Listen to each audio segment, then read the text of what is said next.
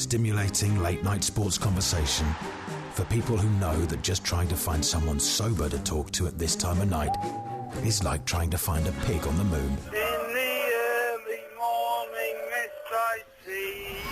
No rules news debate from around the world and around the bend. The Two Mics. Flyboard lager. On Talk Sport. Yeah. I did a bit of research to find out, the history of traffic wardens and have they always been so demonic and all that. It's almost like walking past your enemy's house and putting your fingers in your ear and going... It means that I've got a really unbalanced gob at the moment because I'm chewing everything on the left side of my mouth. I got the Napoleon complex. Woo, woo! This is TalkSport Extra Time with the Two Mics, and time to say a very, very good morning to Mr. Mike and Porky Parry. Very good morning to you, Mr. Parry. Well, a very good morning to you, Mike, but I just want to pick you up on something, please, in your opener there, because, I want to set the tone for the show, and in a proper, moral and morally acceptable fashion. Well, you're going to be preaching morals on the show tonight, are you? That'd be interesting. Not preaching morals, just according to our moral code. Now, you just said there that the 3 young players at Leicester have been sacked by the club because they got involved in a sordid orgy. Yes. Is that right? That's correct. Right. Does that mean you approve of non-sordid orgies? No. No, I think you do. No, it does not. No, I think you do. No, it does not. I think you're all right with orgies that aren't sordid, but you don't like sordid orgies. Why is that? Well, an orgy, by its very definition, is sordid. So why did you use the adjective sordid then? Do you not know how to use the English language, yes, or do you really have mixed views on orgies? Are you seriously the man who worked for only the tabloid press, never the broadsheet press, which I worked for, going to give me a lesson in language? You're going to give me a lesson in how to use language? No. Full sex? No. I'm going to give you a lesson into how to behave yourself in the public domain. In order to make a point, okay, I have used an adjective. You apparently approve of orgies, but not sordid orgies. No, That's disgusting. Only you would come to that conclusion. I can't imagine anyone else in the entire world actually coming to that conclusion apart from you. I don't think you would disagree that it was a sordid event, would you? Well, it was a sordid event, thank you. and it was an orgy. Thank you. I disapprove of sordid events, and I disapprove of orgies. Well, there you are, clearly don't disapprove of orgies. You don't disapprove of orgies. No, the fact that it was a sordid... Have you ever been involved in an orgy? I've never been involved in an orgy. No, why are you asking me that? Why are you laughing, though? Because it's a ridiculous question. No, it's not. It's not. Apparently lots of people have been involved in orgies, though. It's all the rage at the moment if you follow social media. Yeah, apparently it is. And apparently a lot of... lots of people have been writing on Twitter lately about how disappointing they were, how disappointed they were in having gone to the orgy, expecting something that they would have seen in a movie. Yeah. But in fact, it was all rather dull and boring. When I was about sort of in my early 20s, I always accepted invitations to go to wife-swapping parties on the basis that, as I didn't have a wife, I didn't have to take one. So you accepted invitations, you say? So you went to a wife-swapping party? I did once, yeah. Did you? Yeah, I did, yeah. Well, we'll have to talk a bit more about that later on. Well, no, I don't want to talk about it because it's... This is something that I didn't know about you. No, but you're So it's typical of you. This is all backfired on you now. You've come in here full of all guns blazing about the word sordid. Yes. And instead of which, you've now made another confession about your tawdry, sordid little life. No, I went there for research, honestly. Really? Did you make your excuses and leave? I did indeed. I did not indulge in any physical... Did you put the old Vauxhall Viva car keys in the middle and nobody picked them up? Is that why? I did not indulge in any physical altercation with a member of the same or opposite sex. Thank God for that. But listen, I don't want you to turn this into a joke. You're trying to defend yourself by making mirth. I'm trying to make a good point about Leicester City. Unacceptable I'm situations. trying to make a good point about Leicester City showing true leadership in an area where we've heard over the course of time, and by no means am I equating what Jack Wilshere did or what Jack Grealish did with anything that these did they not get involved in a sordid orgy? No, they did not, as far as we're aware. Right. But they did misbehave off the pitch, right? Jack Wilshere's now been fined £40,000, which I'm sure he'll pay very, very easily Half a week's wages. He makes an awful lot more money than that. We still don't know what's going to happen to Jack Grealish, but there's been an awful lot of people on Twitter and on this radio station phoning in and defending the behaviour of these young guys, saying, let them enjoy themselves, they're just on holiday. Well, I can't imagine anybody thinking that what these 3 did was in any way something that they should be allowed to do. Particularly if they've been involved in a sordid orgy. Exactly. I don't know why you're being so obsessed about that particular phrase. Sordid orgy goers, in my view, have no place in English football. No, is that exactly. what you're saying? That's what I'm saying. That's what you're saying, okay, yeah. But orgiists, normal orgiists who just go to orgies, they're all right, are they? Well, it's the sordid orgiists that you've got you put the boot in on. I think it's you that is seeking to belittle my point here. My point here is that these men got involved in racist taunts. These men got involved in some disgraceful behaviour. They then then filmed the behaviour, thinking it was a great laugh. Yeah. They then sent that film to somebody that they knew back home. It somehow found its way onto Twitter, and quite rightly they've been fired. My point about it all is that it's time finally that some football club stood up and actually said, we're not going to tolerate this. We're not going to give them another chance. We're going to kick them out, even though one of them is the son of the manager. I'm glad that they've gone. I'm glad that they've been told that there's no part for you in Leicester City Football Club because of its moral code. What I find really strange is that you have to emphasise it was a sordid orgy you've made this point to already. try and justify the fact that they've been banished from their club. I think they should have gone if they were involved in an ordinary orgy, not a sordid one. If they were to be involved in an ordinary orgy, if they were to be involved in an orgy behind closed doors, which none of that nasty, horrible, racist behaviour took place, then we might never have known about it unless they had decided to film it and get themselves into more trouble than they could obviously handle. Now, also on that opener, may I just pick you up on something else, please? Oh, you want to pick something else up? Yeah, now? I think that I make an examination. Why have you not had a good day or something? Why Have you did you... feeling particularly, grumpy this evening?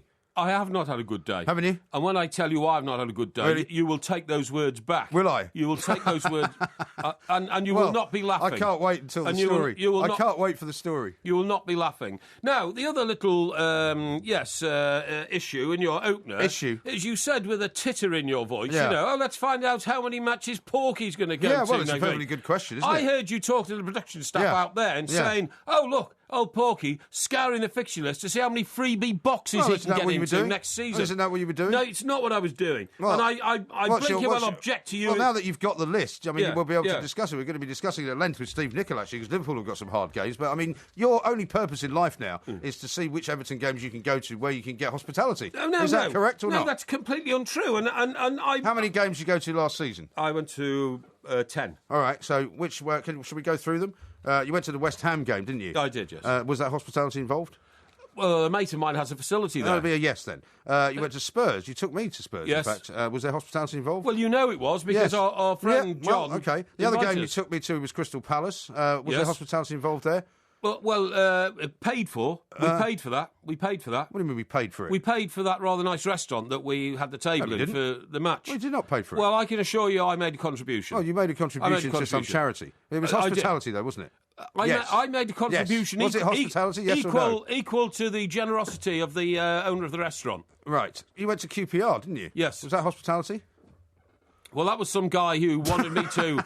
No, that was a very nice chap. Is becoming clear. Hang on, there was a very nice chap who wanted me to join him at his table to entertain his friends. Did you not go to Southampton as well? I went to Southampton. Was that hospitality? No, I paid for that. I paid You paid for it? I paid for 2 seats in the Mick Shannon Lounge. Did you?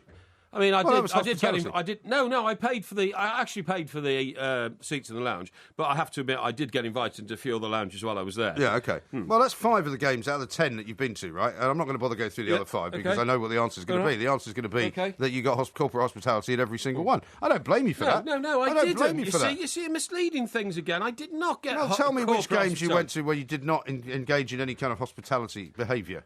I can't remember. You can't now remember? Because, well, it's a long season and all that kind of. I don't know why I have to get into such nitpicking, minutiae. Because you brought the subject up, and I'm merely making the point that now, as you look down the fixture list, you'll be plotting which games you can go to. Well, actually, Southampton is our first game away. Is it? And Spurs is the second game away. Yeah. That's not bad, is it? That isn't bad at all, is it? Yeah, it's not bad at all. Well, I Will like you be Southampton. inviting me to the Spurs game then? I very much doubt it. I like Southampton because it's just along the coast from me, you see, so I can get the train from Portsmouth, which is across the water from Gosport, where I live, Yes, of down course. Southampton. There's a ferry, in fact, isn't there? Do you remember when you couldn't name 3 destinations that Portsmouth ferries went to, including the one that goes to your place? I'm not going back on that. and then a bit of banter with those Southampton fans in Southampton after the game. There's a street there called, I think it's called Oxford Street. Is it? In Southampton. Yeah, I don't It's know full Southampton terribly well. No, I don't either. It's full of wine bars and things. Yeah. I always get a very good reception there from the locals.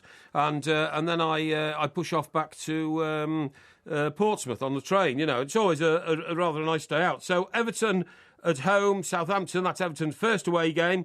And then when I look at the Spurs... So when's the Spurs game then? I think it's here we go. It's Everton's second away game on the 29th of August. The 29th of August. I'm not sure I'll be here, actually. So away to Southampton, away to Spurs. I mean, this is looking good. I'm not sure I'm going to be here, you know. What do you mean? I think I might be away. What do you mean? On the 29th. Well, the 29th of August, I think it's when I get back from holiday. Well, why would that bother me? Well, because I might not be able to come, is what I'm saying. Oh, you're assuming I was going to invite you? Well, I was actually not invited by you, was I? I was invited by mine host, a man who invites us there. I think you'll find that I was the first to... I know that. Recommend I know that you may but be on the guest list. But he realises that it's better to invite us both together, because that way I can control your behaviour better. Maybe on the guest list. We've got Everton. See the time, by the way. We've got Watford at home in the opening game. Yeah, I know. Hornets. Hornets. Who's the guy here who supports Watford? There's a couple of people here that support Watford. Yeah, actually. who are they? Yeah, I think Toby Gillies is one of them.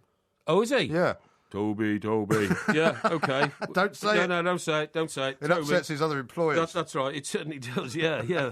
They seem to take me seriously when I make up little jitties about people, yeah. And who's the other one? I can't remember who the other one Isn't it told Tom Latchface?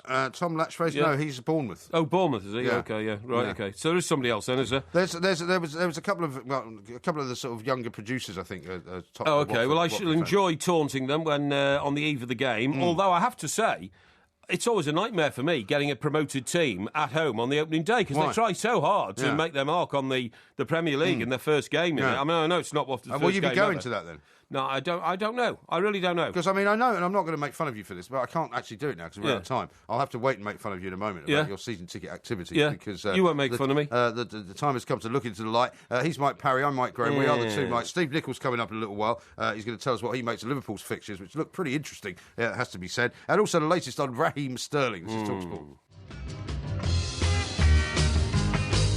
This is TalkSport Extra Time. We are the two Mikes. There will be a podcast coming out a little bit later on. We'll be talking about the American election coming up in a little while as well, actually. Will we? We've got a former US Senator joining us. Excellent. To tell us about what he thinks about Donald Trump's bid and all that. What a full-blown senator. Yeah, he was. For which state? He was in Congress, New York, I believe. Oh, yeah, that's Hillary Clinton's I think actually state. he was a congressman, actually. Congressman, yeah, OK. Now, I want to raise something with you from the other night. Winners and losers, hotly contested as ever, where it turned out I got about twice as many votes as you last Monday night. Fiddle it. One of your winners, it has to be said, was because of the fact that he would be the bedrock of the England under-21 team, currently out playing in the Czech Republic, John Stones, as your nominee. There's been an awful lot of action on Twitter over the last 24 hours, or last 12 hours or so, since the bad news has come that he's got some kind of concussion, and people are calling it the Porky Jinx. What do you got to say for yourself? Well, what I'd say for myself is I don't have any control, either psychologically or mentally. You've jinxed him. No, I haven't jinxed him at all. That's rubbish. Now, what sort of an injury he got? He got a head injury. Now, did he rush in? Did he bang into somebody? Well, I can only imagine it's part. This will be part of the new. Badly dazed, they are. Badly dazed. You're going to answer your own question? Yes, I'm about to. Badly dazed during a behind closed doors training session on Tuesday when he collided with goalkeeper Jack Butland during set piece practice. Yeah. Stones felt nauseous. That's a strange word. When he, I don't like that word. Nauseous. I should say, yes. Stones felt sick when he returned to the team nauseous hotel. is more specific. I mean, you're trying to pick holes in people's journalistic licence for using certain words that you don't like. You already picked me up for using the word sordid. Now you don't like the word nauseous. Now, this is where it goes mad. FA guidelines call for a mandatory 6-day layoff. Well, that's not mad. That's for entirely any player correct. who suffers concussion. Well, how do they know he had concussion? Well, because they've obviously given him a concussion test. And apart from anything else, what we know now about concussion is that you can be concussed without being knocked out. You can also be concussed without the medical people being able to tell. So why they have this 6-day period is to ensure that nothing bad happens. And I think it's very, very good. I'm not sure about that. Oh, so you think it's all right for people to have head injuries and carry on playing? I think we've gone from one extreme to the other. I think in days gone by, I think we didn't pay enough attention to players' injuries.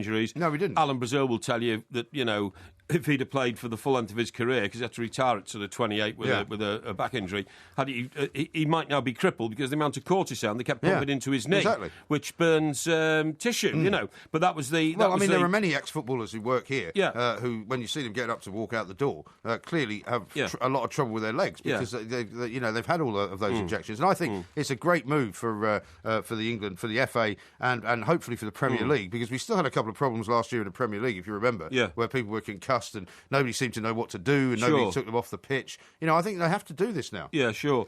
But anyway, look, the point is, it's gone the other extreme The now. point is, you've jinxed him, is the point. No, I didn't jinx him. 6 days off, right? And so he's going to miss the opening fixture against Portugal, which is tonight, of course. Yeah. And then live on TalkSport. Live on TalkSport, definitely. And then we've got a match against Sweden on Sunday. And also Gareth live. Southgate, you would have heard there, saying in the news that he doesn't think he's going to make the second game. No, either. he doesn't, no. And it says Roberto Martinez, the Everton manager, obviously, was told immediately that Stones had been hurt. Martinez has a good relationship with under-21 coach Gareth Southgate and is happy about the care Stones is receiving with England. So the player will not be sent home. Right. Well, because they hope that he's going to still be fit for at least one of the other games. And if England do well, hopefully they'll stay in the tournament for quite a long time. But we send him our best wishes and hope he recovers as soon as possible. Of course. But I don't think you can mess around with concussion these days. I think it's very, very difficult. Did you see that awful incident at the cricket the other day? Oh, it was terrible. Where the two guys clattered into each other. And one guy's broken his jaw in 3 places. Yeah, well, I was about to say, in a way, that's fortuitous. What I was glad was that it wasn't the clash of two skulls, because that causes skull fractures and that can cause blood clots and all that.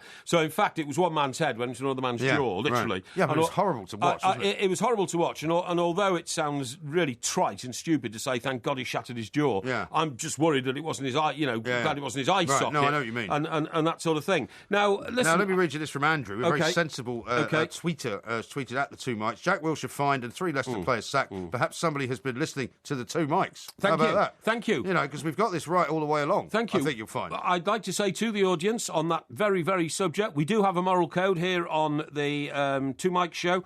And tell us some more about the wife-swapping party later. No. I was about to say, and that, of course, breached by the opener that Mike Graham read to you earlier on today when he talked about the boys at Leicester being sacked for a sordid orgy. Yeah. That, to me, is a sign of approval for ordinary orgies, but sordid ones are not on. Only somebody like you would make that particular, sort of assumption. Well, no, because I pick up on it. Now, I want to show you something, Mike. I want you to describe to the audience, please, what I'm showing you now. You are showing me a glass jar that was originally filled with Nescafe Original, by the looks of it, but it appears to be empty. But that's, to me, that is not a glass jar. What is it then? Now, I finished this today, OK? Yeah. That's a lot of coffee. It's a lot of I didn't think you drank coffee. Well, I do occasionally. Well, occasionally you've drunk about 8 bucket loads of it. No, occasionally. Now, what I would say 50% is 50% free. 50% free? Oh, yeah, 50%. No, it's 50% extra free. Yeah. Now, what I wanted to say to you was this. Yeah. I was about to throw this away after washing it out. My mum always said you should never throw a jar or a can away without washing it out first. Is that what she said, right? So I washed them out before I threw them away. Okay. And as I was about to put it in the bin, my arm my grip wouldn't let go on the bottle. Okay. And do you know why? Why? I had no idea. I looked at it again and I thought, this is not a jar of coffee. Right. This is a work of art. Just look at the beautiful shapes of this jar. You're mad. No. Just look at the beautiful shapes. It's a jar. It's not a jar. It's a beautifully shaped vessel. And for instance, it is. It's a jar of coffee. If I went out into the grounds of Porky Towers and buried this in the back garden. Yeah, good idea. No, if I did, why don't you just chuck it in the neighbour's recycling like you do with all the other bottles? Would you mind just taking things seriously? Okay, go on. If I buried this in the grounds of Porky Towers, and in 1,000 years' time, this got dug up, like a time capsule, something like that, right. People would say, my God, look at the craft and the skill they put into jars in those days. Absolutely. They would. I think it's beautiful. Do you know why? Well, I mean, I'm glad you found something of beauty in your life, because your life needs more beauty, but I don't think this is it, to be honest. Look, it's got a plastic top, Mike, right? It's got a great big label on the front, which is not particularly aesthetically pleasing. Look at the lines. Does that not remind you of the lines of a beautiful sports car? Like, for instance, a Mercedes SL 350, which I looked at today. Did you? You're not getting one of those. With a reclining roof. One of those. With a reclining roof, right? And you can't afford a Mercedes SL 350. And it just reminded me, I thought this, I honest to God think this is a beautiful piece of art. I think you finally lost the plot. No. I think you've gone over the edge. No. I don't think how much sleep you've had this week, but you haven't had enough. Well, I'll tell you what I'm going to do. What are you going to do? I'm going to ask somebody to take a picture of this and put it out on Twitter, and I would like the response from the audience, please. And I'm absolutely serious about this. This is not just a jar of coffee. God. This is a work of art. No, it isn't. It is. Right. And maybe what we could do is we could encourage more people to spot other works of art in their home. Maybe they've got similar works of art. I could not throw this away. I simply couldn't throw it away. I thought, I'm not going to bung that into the rubbish. Yeah, of course it is. Yeah. Are you sure? Of course it's glass. No, I don't think it is. I think it's like hard plastic. It's not. It's glass. I don't think it is. It's glass, honestly. It is glass. You can make a musical instrument out of it. No, as well. you couldn't. I don't think it is glass. I'm going to make something out of that. I've got a couple of suggestions. I'm going to find somebody to put a... Why don't you put flowers in it? No, a lamp thing in the top and make a lamp. You're going to make a lamp out of a Nescafe coffee jar? I am. How? This is some kind of like scheme of yours to try and get free coffee for life out of Nescafe. No. How long did it take to drink all that, by the way? Oh, I've no idea. I don't know. How long have you had it? Well, I don't know. How should I know? This product is security protected. Let's have a look at the sell-by date. 07/2016. Oh, well, there you go. So you've obviously drunk this quite quickly. Well, no, I don't think so. And do you know what? I replaced that with a jar of Nescafe, which Now, is... it says on the back, part of the Nescafe plan is to manage all waste in our UK coffee factories, achieving zero waste to landfill. What does that mean?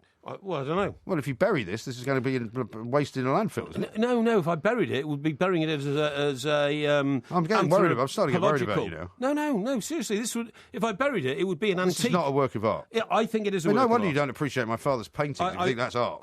Well, I tell you what it reminds me of. Don't you remember? Well, you told me it reminds you of Mercedes. No, 50 years ago, old what's his name was painting tins of tomato soup, wasn't What's his name? Andy Warhol. Andy Warhol. Yeah. Well, he recognised that as a work of art. It's more like a silk screen process. That But I reckon I'm going to take pictures and put it out. All right. And why don't you do that? Let the listener make up their mind, and I would appreciate your comments on it, please, because I think you will see some artistic grace and beauty in this, as I do.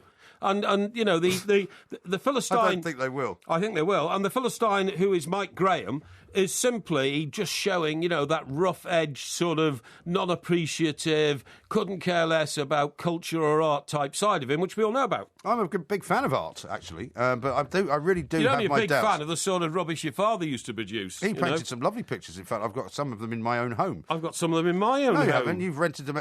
You've put them in like some kind of like hotel print in a place that you rent out to an Egyptian doctor. What's wrong with Egyptian doctors? Are you being discriminatory? There's nothing wrong with Egyptian doctors, but if you liked the painting, you should have kept it in your own house instead of just having pictures of yourself up like some kind of maniac. Doctors are one of the people in our society who most deserve our respect. They save others' lives. So don't be. Well, I hope he's enjoying my father's paintings. Don't be dismissive about doctors. Now, I wanted to talk to you about Raheem Sterling, but we've run out of time now because you've been blathering on about this artwork that you think you've discovered in one of the supermarkets, for heaven's sake. Right, Porky's going to put that out, and we shall be the judge of whether you think it looks particularly artistic. But maybe, as I said, you can find similar works of art in your own home, and you can tweet pictures to us, and we'll read out some of the best ones and retweet them out as well.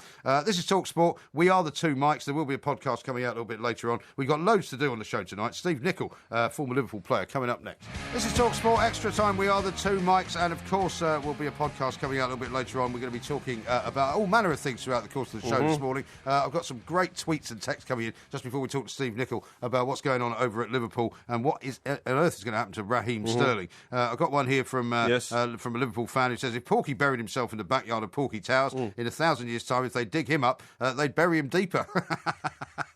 Which is brilliant. And here's one from Dan in Gloucester who's texted into 81089. He says, Porky, I'm at work in a supermarket right now. Right. Any other jars you want me to put aside for the Porky Towers Art Gallery? Well, how does a glass classic design Heinz tomato ketchup bottle sound? Well, with a ceramic lid, I might add. Yeah, not bad at all. But I tell you what, when I went to get new coffee today, because this ran out, I got a Nescafe one. Yeah. And do you know what? It's the shape of the... What's that tower in London? The walkie-talkie? Yeah, the walkie-talkie. Is it the walkie-talkie? Yeah. It's the shape of the walkie-talkie tower. Yeah. It's amazing. It's inverted down the sides. And I thought that too was a beautiful piece of art. A convex effect. Yes, the convex effect. That's right. Or is it more concave? No, it's convex. It goes in, and I tell you, I might keep that as well. You know, I collected all those Red Bull tins for ages because I was going to build a statue out of them. Yeah. Well, unfortunately, I've forgotten about the Red Bull statue. Unfortunately, what happens is, and I didn't realise, is I think I made. The trouble is now, working with you for so long, that doesn't sound weird to me anymore. No, I think... You kept all those Red Bull cans because I was going to build a statue out of them. I was. Sounds completely normal. I was. But what happened was, I didn't realise, I think they're made of aluminium. And or aluminum, as we say in America. Aluminum, and it degenerates. No, aluminum. Aluminum, okay, yeah. And it degenerates, clearly, because they were quite robust when you first get them, and I stored them in a cupboard to sort of protect them from the environment. Yeah. But when I went to pick one up the other day, it sort of crumbled in my hand, so they degenerate very quickly. Maybe you've just become very strong, like the Incredible Hulk. Yeah, maybe, yeah. Well, that was Peter the Great's great trick. You know, he was the king of Russia. Remember Peter the Great? He used to crush Red Bull cans. No, they didn't have him in those days. What he used to do was, at the great banquets inside the Kremlin, if a courtier displeased him, he'd pick up his white wine goblet and instead of drinking it, he would crush it in the same style that Oddjob crushed that golf ball in Goldfinger. You know what I mean? Right. And just throw it onto the floor to illustrate his enormous strength and his power to dominate people. Well, I know you're a big fan of the Russians. Anyway, it's enough of that nonsense. I am. Let's talk to Steve Nicol and try and get some sense in this show. Good idea. Because it's starting to go way out of control. Steve, very good morning to you. Welcome. Hello there. Are you two married by any chance? No, unfortunately not. No. Parry's never been married. It sounds like an old married couple. Parry couldn't ever find anybody stupid enough to actually want to spend the rest of their lives with him. But that's another story. Yeah. Sadly, Steve. Mike Graham did find somebody to marry. The poor girl is still recovering in what do they call it in America? Rehab. Rehab. That's right. Yeah, true. absolutely. She's been I'm in not therapy. surprised. Therapy. Anyway, very, very nice to talk to you, Steve. I'm sorry to have to come back with the Raheem Sterling question because the saga continues. It looks like Liverpool may turn down yet another bid from Manchester City, this time for as much as 40 million quid. I mean, I know that they want more money for him, but shouldn't they just take the money at this point? Not at all. Take 50. If they get 50, take it. I think, Steve, quite realistically, it's getting out of control. Raheem Sterling is a prospect. He ain't the finished product. And paying 50 million quid for a kid who has clearly had an unsettled and unstable season, and who knows if he can put his game back into place, is a ridiculous amount of money to invest in anything, particularly something that's not proven. Well, it is, but I think that's the figure that Liverpool have to set themselves. And if that doesn't come, then Raheem Sterling's going to have to eat crow. He's going to have to be humble and try and win back the fans. But I wouldn't take less than 50. You're correct. I definitely agree with you. He's not the finished article. So you know what? I guess the one thing you could say is that if somehow he doesn't go to Man City, this could make this kid. If he can come through this, then I'll tell you what, he's going to show us all that he's made of stainless stuff. Right. I mean, unfortunately for him, he's on the front page of the Sun again this morning. Ace Sterling in new hippie crack storm, 50 million pounds, question mark. You're having a laughing gas, and they're saying that he's on some yacht on holiday in the middle of the Mediterranean, and he appears to have one of these sort of laughing gas balloons coming out of his mouth again. But I mean, I don't suppose that will make any difference, even though Brendan Rodgers said he shouldn't do it again. Well, he shouldn't do it to start with, but I mean, listen, if you're this kid, he must be worried. I mean, he must be wondering what's going to happen, because you know he's going to be panicking if he ends up being at Liverpool at the start of the season, and he's going to be in trouble. He has got such a big PR job to go to get the Liverpool fans back on his side.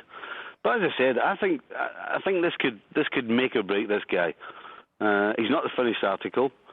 We'll find out what he's made of, and if he's not made of stern stuff, he'll collapse. Yeah, he certainly will. And I mean, let's talk about Liverpool in general, because I say, I mean, obviously, you know, people are away. There's the Under-21 tournament going on.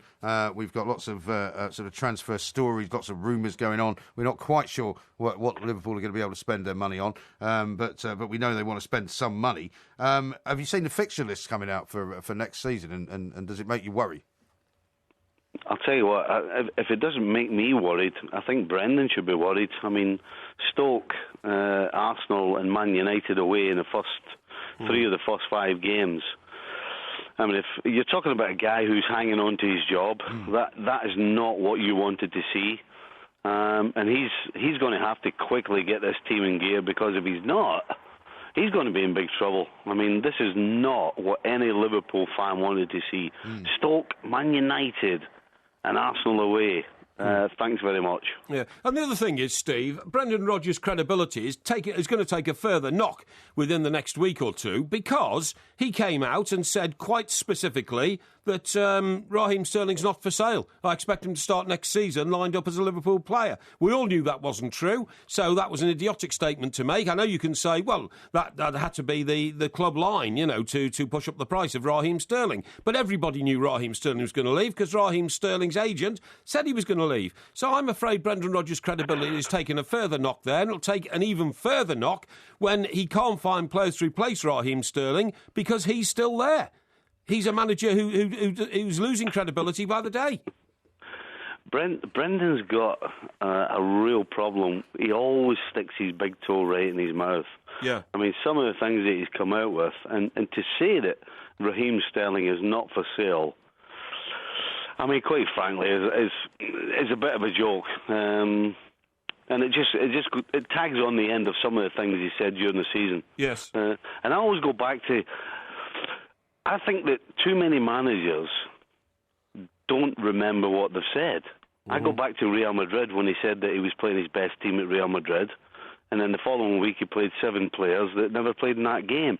So Brendan's not the smartest guy when it comes to remembering what he said. And to say that Raheem's not for sale, I don't think there's one person on the planet other than Brendan who thinks that's true. Yeah, well, I don't think there's that many people at Anfield that think it's true either. I mean, exactly. What about the new guys that he's going to be working with as well? Now they got rid of the other 2 characters that he wanted to have. Does he know who they are? Well, I'm not sure he does yet. Yeah. I mean, that's kind of a weird move as well, isn't it, by Liverpool, Steve? It's not weird.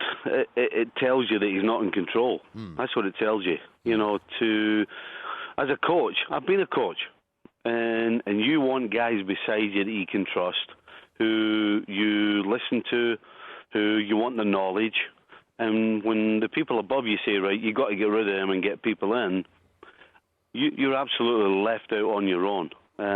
So Brendan has no control at Liverpool. And again, when you go back to the fixtures, whoever he brings in, it's going to take him time to actually trust them, because one of the biggest things as a coach is you need to trust your staff.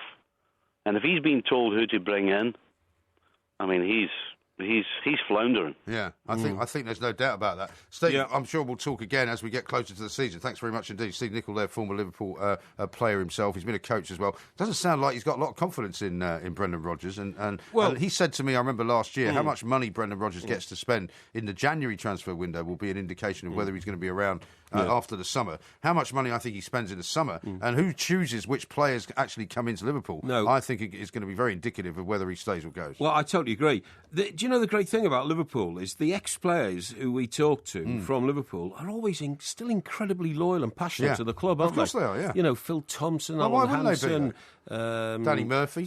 Danny, of course, yeah. And it is amazing the effect that playing for Liverpool has on these people. And also what I always find is that they get to a certain point and, you know, they'll have faith in the manager because that's what they want to do. Yeah. But I get the sense from Steve that he doesn't have a great deal of faith in Brendan Rodgers anymore. Yeah, but you see, I think the owners of Liverpool have dug a really big hole for themselves now, because they decided at the end of last season, well, OK, 3 seasons now without a trophy. That hasn't happened since the late 50s here at Anfield, but it doesn't matter. We have faith in Brendan to do it. Because they made that decision, you could always tell that if things didn't go well across the summer in terms of holding on to Raheem Sterling, bringing in other players, finding new coaching staff for Brendan Rodgers, which is suitable to the management at Liverpool, i.e. the club management rather than the team management, it's all falling apart.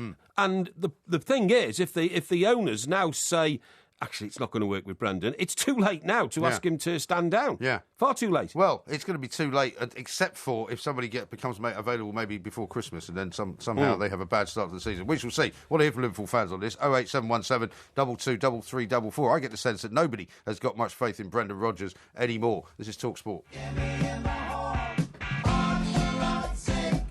No, there's a song from the past. Yeah, it is. Yeah, that's you all know 10cc. that one. No, it's 10cc, Art for Art's sake. Got some great art coming in, actually, on Twitter. At the 2 mics is where you need to send it. Stephen sent me in a can of Spam, which looks tremendous. And what's bizarre about the can of Spam is that on the can, they've actually got the Spam inside what looks like a burger bun with a tomato and a bit of cheese. Lovely. I mean, you wouldn't eat that as like a Spam burger, would you? No, I wouldn't eat That's horrendous. Then we got one from Adrian who sent in a whisper bar. He says, a work of art by Mr. Cadbury, lush colours and sleek lines, and it's tasty. Yeah. And then here's one from Ben, who sent in actually something arty that he's made with plasticine. He's actually made a breakfast sort of plate out of plasticine. That's fantastic. Got one here from Trev, and he says, how about this for a piece? And he's got a plastic milk bottle with water in it and a red rose. So that's an improvised piece of art. Not quite the sleek sort of lines that mine is, my jar of coffee, but nevertheless, I appreciate the contribution to the debate. Now, how about this one? I mean, It's interesting, actually. I mean, you may have inadvertently, because you wouldn't have known that you were doing this, you may have inadvertently actually stumbled upon, what is the definition of art, Yes, right? exactly. Because here's one from somebody calling himself Baggins, right, who sent in a very nice picture of the top of a can. Yes, I've seen that. Yeah, this would appeal to you, because all you've got in your house is cans. He says, here is my work of art. The mystery of what is inside is what makes the piece. Yeah, but that's come from a funny account that's run by a cat. What do you mean a funny account? It's a tin of cat food. It's not run by a cat. No, but I mean, no, you know what I mean. Somebody set it up as a, what do you call these accounts? Spoof account? What, like a parody account? Yeah, a parody account. Do you know somebody started a parody account of me? Because you've got loads of them, yeah, right? I have, about 4. I've got... They've got... did you see that picture that somebody tweeted out of somebody they thought looked like me wearing a white suit standing at a bar? Yes, it doesn't look anything like me at all, by the way. Yes, yeah. Looks like me, aged and about what's it 70. called? It's called Old MG. Old MG. Well, actually, see, because I call you Old MG. That's what they got. Now, one here from Glenn. Anyway, so if you're a cat out there and you're tweeting, stop it now, because, you're not allowed to be on Twitter. Well, it's got a picture of a cat on that account. That doesn't mean it's run by a cat. I know that, but I mean, somebody set it up, haven't they, in the cat's name. Now then, if you see what I mean. Now, Glenn says, Porky's finally lost the plot. Has he been taking too much medication this week? Yeah. No, I haven't at all. I've just pointed out that I think this is an extremely attractive work of... what is it? Glass blowing, because that's how. I'm not even sure it is glass. Jars are made. I don't think it's glass. It is glass. I think it's some kind of plastic. Plastic scenario. No. Now here's one from Ben, who said he's had this jar for years. Yeah. The sell-by date on it was 08/2010. And it looks a bit like a jar that might have had pickles in it or something like that, or Branston. Yeah, that's a very nice jar, like that one. There's one here, and I can't quite find it, but somebody points out the only sort of glass that you consider to be art, Mr. Graham, is the 1 bottle of white, 1 bottle of red, 1 bottle of rosé, and a bottle of whiskey on a Saturday night. Once again, a total calumny, as I've pointed out to you many times, that was a complete and utter untruth that you've been peddling. Well, I don't think here's so. one that I quite like. Here's one from Ian in Rossendale. He says, I don't know about coffee jars, but it sounds like Porky's enjoyed a few jars before he came into work tonight. No. Obviously under the influence of something. And here's one from somebody who's calling... Well, let's see what his name is, actually. Some good wishes might be nice, Mike, as it's operation time in 48 hours. Ask Mike Parry not to talk about food, because I've got nil by mouth. Yeah. He doesn't give his name, unfortunately. Yeah, OK. I wonder why he's got nil by mouth. Maybe he's in hospital or something like that. He just said he's having an operation. Oh, he's on operation. Did you not listen to the beginning of it? Yeah, hang on. I don't know what the operation is. He didn't say. Well, I think it might we be should something of a personal nature. Well, I think we need to know. That he doesn't wish to give out. Well, that's, you can share secrets with Billy us. from Cumbernauld I could says, probably help as well, having been the victim of so many operations myself and bravely got through them. You weren't a victim of an operation, were you? The subject. You're only a victim of an operation if you don't get through it. See, I told you that can came from Pickles the cat. That's the name of the account it came from. Yeah, but that doesn't mean that there's a cat that's I running the account. know that, you idiot. I know there isn't a brilliant genius cat in the world who's got its own Twitter account. Yeah, there's an evil cat. But what I'm saying is somebody's putting it out. House. Somebody's putting it out in the name of a cat. Billy from Cumbernauld says, "Hi lads, I agree with Porky. I have one of those jars and I filled it up with Skittles, and it looks great in my living room." Skittles, the sweets. Yeah, excellent. Well done. What other kind of Skittles are there? Well, the Skittles that you roll a ball down to and knock over, isn't I think you'd have trouble getting one of those in that jar. Well, you wouldn't if they were little ones. It might have been toy ones or something like that. Anyway, look, the point is, another contribution here saying I put my 5p pieces in. You get an awful lot of 5p pieces in a jar like that. Yeah. I can't be done. Here it is. It's Chase who actually talked about your favourite art is a bottle of red, bottle of white, bottle of rosé and a bottle of whiskey. Thank you, Chase. Yeah. And what I was going to say is, years and years ago, I used to save £1 coins, in big jars, bigger than this one. But when it came to counting them, it was what a bore it was. And when I took them to the Building Society, they'd only let you pay them in £10 bags. Yeah. So you had when did you take jars of money into the Building Society? A few years back. Well, you mean not when you were a child? You're talking about like when you were a fully grown person. I say that. No, about 3 or 4 years ago. Why would you take like an old jar of money? Well, I just thought I'd say... You're like the old recluse from down the road. No, I tell you what it was. I sold, again, as a work of art, I think that a £2 coin is a work of art. It feels like real coinage, feels like something you might have got in the Roman Empire, feels like something the Vikings might have invented. Well, it is real coinage. Yeah, and I thought, wow, this is great. Big, heavy coin. I love it. So I started saving them, and I put them into... I tell you what I put them into. Plastic Malteser bins. You know, at Christmas you get like a bucket of Maltesers, plastic bucket of Maltesers. Yeah.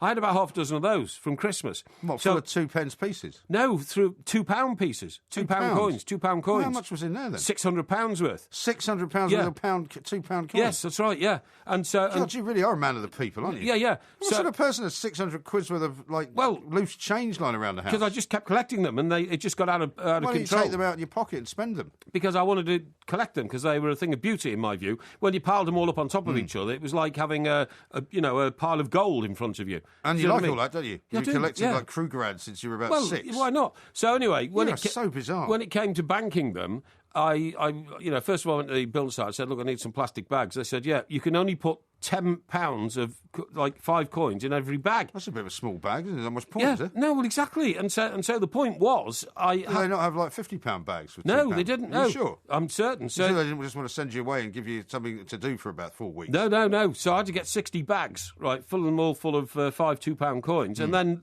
they were so heavy... I had to take them to the bank in the car because I couldn't carry them. Because when I put them in a bag, the handle fell off the bag. Because what are you laughing at? You presumably couldn't park the car anywhere near the building society. No, you couldn't. So you then had to crawl round, holding it in your arms. No. I had to make 3 journeys from the car on a car parking spot, with a meter to the building society to take them in. A friend of mine actually came back with what he thought was a haul of very expensive coins. He went abroad somewhere and he went into some kind of old souk market or something in North Africa and discovered all these coins that were meant to be, from the Roman times or from Carthage or something like that. Yeah. And he brought them back, and one of them was meant to be worth. He didn't pay bucket loads of money for them, but one of them apparently was meant to be worth about 50 grand. Oh, yeah. And he brought it back to some coin specialist here, and they said, no, they're all fake. Yeah. So there's a massive business in selling these fake coins that look really old. Well... Have you got any old coins? No, I haven't got Because I used to collect old pennies when I was a kid. Oh, no, I didn't. Like Queen Victoria pennies. Well, I always just look at my change and see the date of them and all that kind of stuff, threepenny bits. But I don't know where they all are now. I think my mother might still have them. You'll find them. But I mean, that relates, doesn't it, to what I told you about, how... So we're getting ripped off in North African countries for, ancient historical coinage. Yeah. And I told you the story about my mate in the Midlands who rips off American tourists for, quotes, antique Shakespearean furniture. It must go on. You did tell me about that. It must go on all around the world all the time. Yeah, another mate of yours that's involved in sort of dodgy dealings, basically. Well, he improves people's lives. As they think they're going home with a piece of Shakespearean furniture, they quite like it. Now, James says this: does Porky keep all his empty jam jars, coffee jars, and Red Bull cans in his locked room? No, I haven't got a locked room. I don't know why you'd started telling people about a locked room that doesn't exist, Mike, because it's very misleading. There is no locked room. When I was there, I've got no locks on any of my doors in any of my houses. Well, all I can tell you is when I was there, I tried a door because I thought it was the bathroom, and it was a locked door. There is no locked door. Do you know what? I have no locks on any of my doors at home, apart from the bathroom doors, of course. And I keep all my doors open all the time because I like the air to circulate. Well, that's not true because this door was locked, and I couldn't open it. I'm not going to protest anymore because it's just a ridiculous. How about this from Jack on the subject of Leicester players? Right? Yes. He says the racism exhibited in the orgy video is absolutely abhorrent and inexcusable. That goes without saying. However, there are people out there who I feel are bigger parasites in life than needs 3 naive, impressionable footballers. Taking 3 young lads on what was a glorified lash up and giving them free reign of Thailand was always going to be a disaster. And the people who really get to me are the snakes and the grasses who take these stories to the press for their own personal gain. I was brought up to cover for your mates and keep them out of trouble. But you two are the last people I expect to agree, having spent half your life hiding in bushes and trying to get the exclusive incriminating photo of every Tom, Dick and Harry. Great show, though, by the way. I'm sorry to disappoint you, Jack, but I have not spent half my life hiding in a bush, and neither has Mr. Parry. Well, I spent even less time there. No, I spent a bit of my life hiding in behind trees and things, trying to catch people out because that was the job we were employed to do. But on a little serious note, I know in a world am I going to stand up and defend any footballer who gets involved in the sort of filth those boys were involved in. It was racist, it was sexist, it was abysmal behaviour by British people abroad, denigrating another culture. Yeah. As far as I'm concerned, I'm glad they've been sacked. I mean, aside from anything else, rather stupid of them, given that the owners of the club for which they are employed are from Thailand. Yes, exactly. I mean, how stupid can you get? Exactly. Let's go and insult the culture. Boneheaded. The culture of the people who actually pay our wages. Yeah, that's very, very clever, isn't it? And I think the next issue now will be keeping an eye on these boys and see if any other club sinks to the level of employing these bums. But actually, this is where it starts to get... That's all you can call them. This is where it starts to get interesting, isn't it? Because we had this debate about Ched Evans. Of course. And, there are those who believe that if you get punished, if you serve your time, you should be given another chance. Yes. Now, I think quite often in these cases, and certainly in this case with these kids who have done something very stupid, who've lost their jobs, have lost the opportunity of a lifetime to play for a football club which would pay them untold riches, right? Yeah. Now, I'm not certain that they shouldn't be given another chance. I don't know when that chance should be, but I don't know that any club should just turn them away on the basis of what they've done. They've been punished, right? And maybe they've learned their lesson, and maybe they should be given another chance. Do you not think so? Well, do you know what I think their problem is? What? They're only half-good footballers. Yeah. And so half-good footballers have got to behave impeccably because any club will take any opportunity to divest themselves of somebody on the payroll if they think they're of no concrete value. And it's very easy to just hide a little bit in that sort of situation and just try and impress a little bit on the pitch. But when you step forward and reveal yourself to be a sexist, racist, loutish yobbo, a non-person, a person of so little worth and value, the owners of the club, as you quite rightly say, and the management of the club are very aware of you and very aware of your shortcomings, and that's when you get shown the door. But would you say, therefore, for example, I'll put it to you as an Everton fan, you wouldn't want them playing at Everton? I definitely would not. Not ever? No, Do you never. not believe in the crime and punishment, though? No, I don't. No, I believe that inherently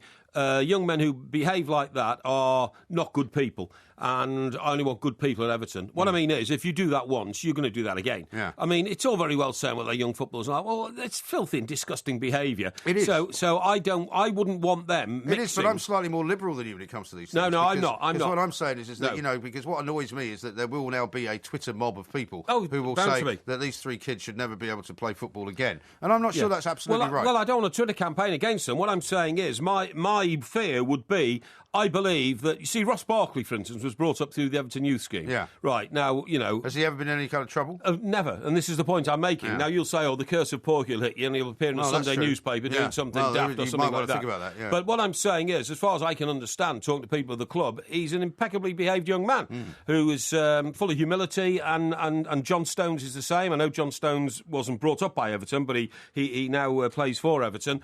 And I wouldn't want to inject those three Leicester boys into a situation like that where they could be a bad apple in the barrel. Right. I really wouldn't. And I wouldn't want them at the club. They're not that good a footballer. Sometimes is that the key, though? Because, I was listening to Talk Sport earlier on today, and Tim Vickery, I think, was on Hawksby and Jacobs talking about Arturo Vidal, the guy who was playing for Juventus in the Champions League final, now playing for Chile in Copa America. That's right. He's been arrested over in Chile crashing his Ferrari, supposedly while under the influence of alcohol. Yes. And Tim said, Chile have to now make a decision. He's the top scoring player for them. He's one of their stars. Yeah. Do they banish him from the tournament? Do they penalise him in a way that I think that's suitable? I think that's a bit different, Mike, because the first time I became aware of the story properly, I was sort of half glancing at it this morning. The first time I became aware of that story properly was the player himself on full-screen television apologising to his teammates, to his family, to his club, to his country for his bizarre behaviour, showed pictures of his wrecked car and all that. He says, and the police have not contradicted it, I had 2 drinks. Yeah. He said it was 2 drinks too many, but it was 2 drinks, right? But he is so full of remorse, I think he's a good man. Whereas these kids at Leicester, they're not full of remorse. They only ever made any sort of utterings of regret when they were found out. Yeah.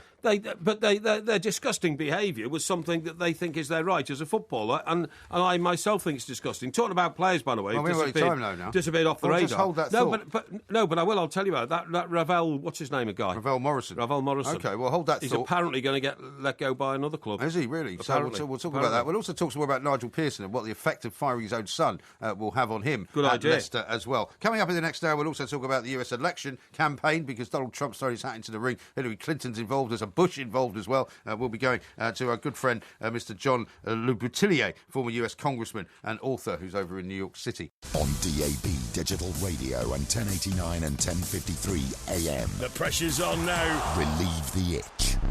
Talk Sport. How about this from Lee in Chelmsford, Yep. just to kick us off, because I wanted to talk to you about Nigel Pearson, right? Okay. He says this: Dear the two Mikes, I wonder what Leicester's reaction would have been had these 3 players been first-team regulars. What a perfect opportunity for the club to pretend that it has morals. Had the 3 players involved been first-team regulars, I suspect the club may have felt that a fine and a large donation to charity would have done. Yeah, but interesting point. No, it's not, because they weren't first-team regulars. I mean, but what if they had been? Well, that's might be, could be, would be. It's ridiculous. Well, we spend half our lives speculating on situations that might have been or might well happen. No, we don't. I don't. Don't I you? don't. No, I don't. You only talk about the here and now. I only talk about, things which are factual. I never get really into all this transfer gossip and all that, because that's all it is, gossip. Right. And I think you're misleading the listeners to make out you know anything more than that which is bandied about, because nobody knows what's happening in transfers. I'm talking about transfers, by the way. Yes. Talking about transfers. And what I was going to say is the reason it wasn't first-team players is you need a sense of maturity to become a successful footballer, right?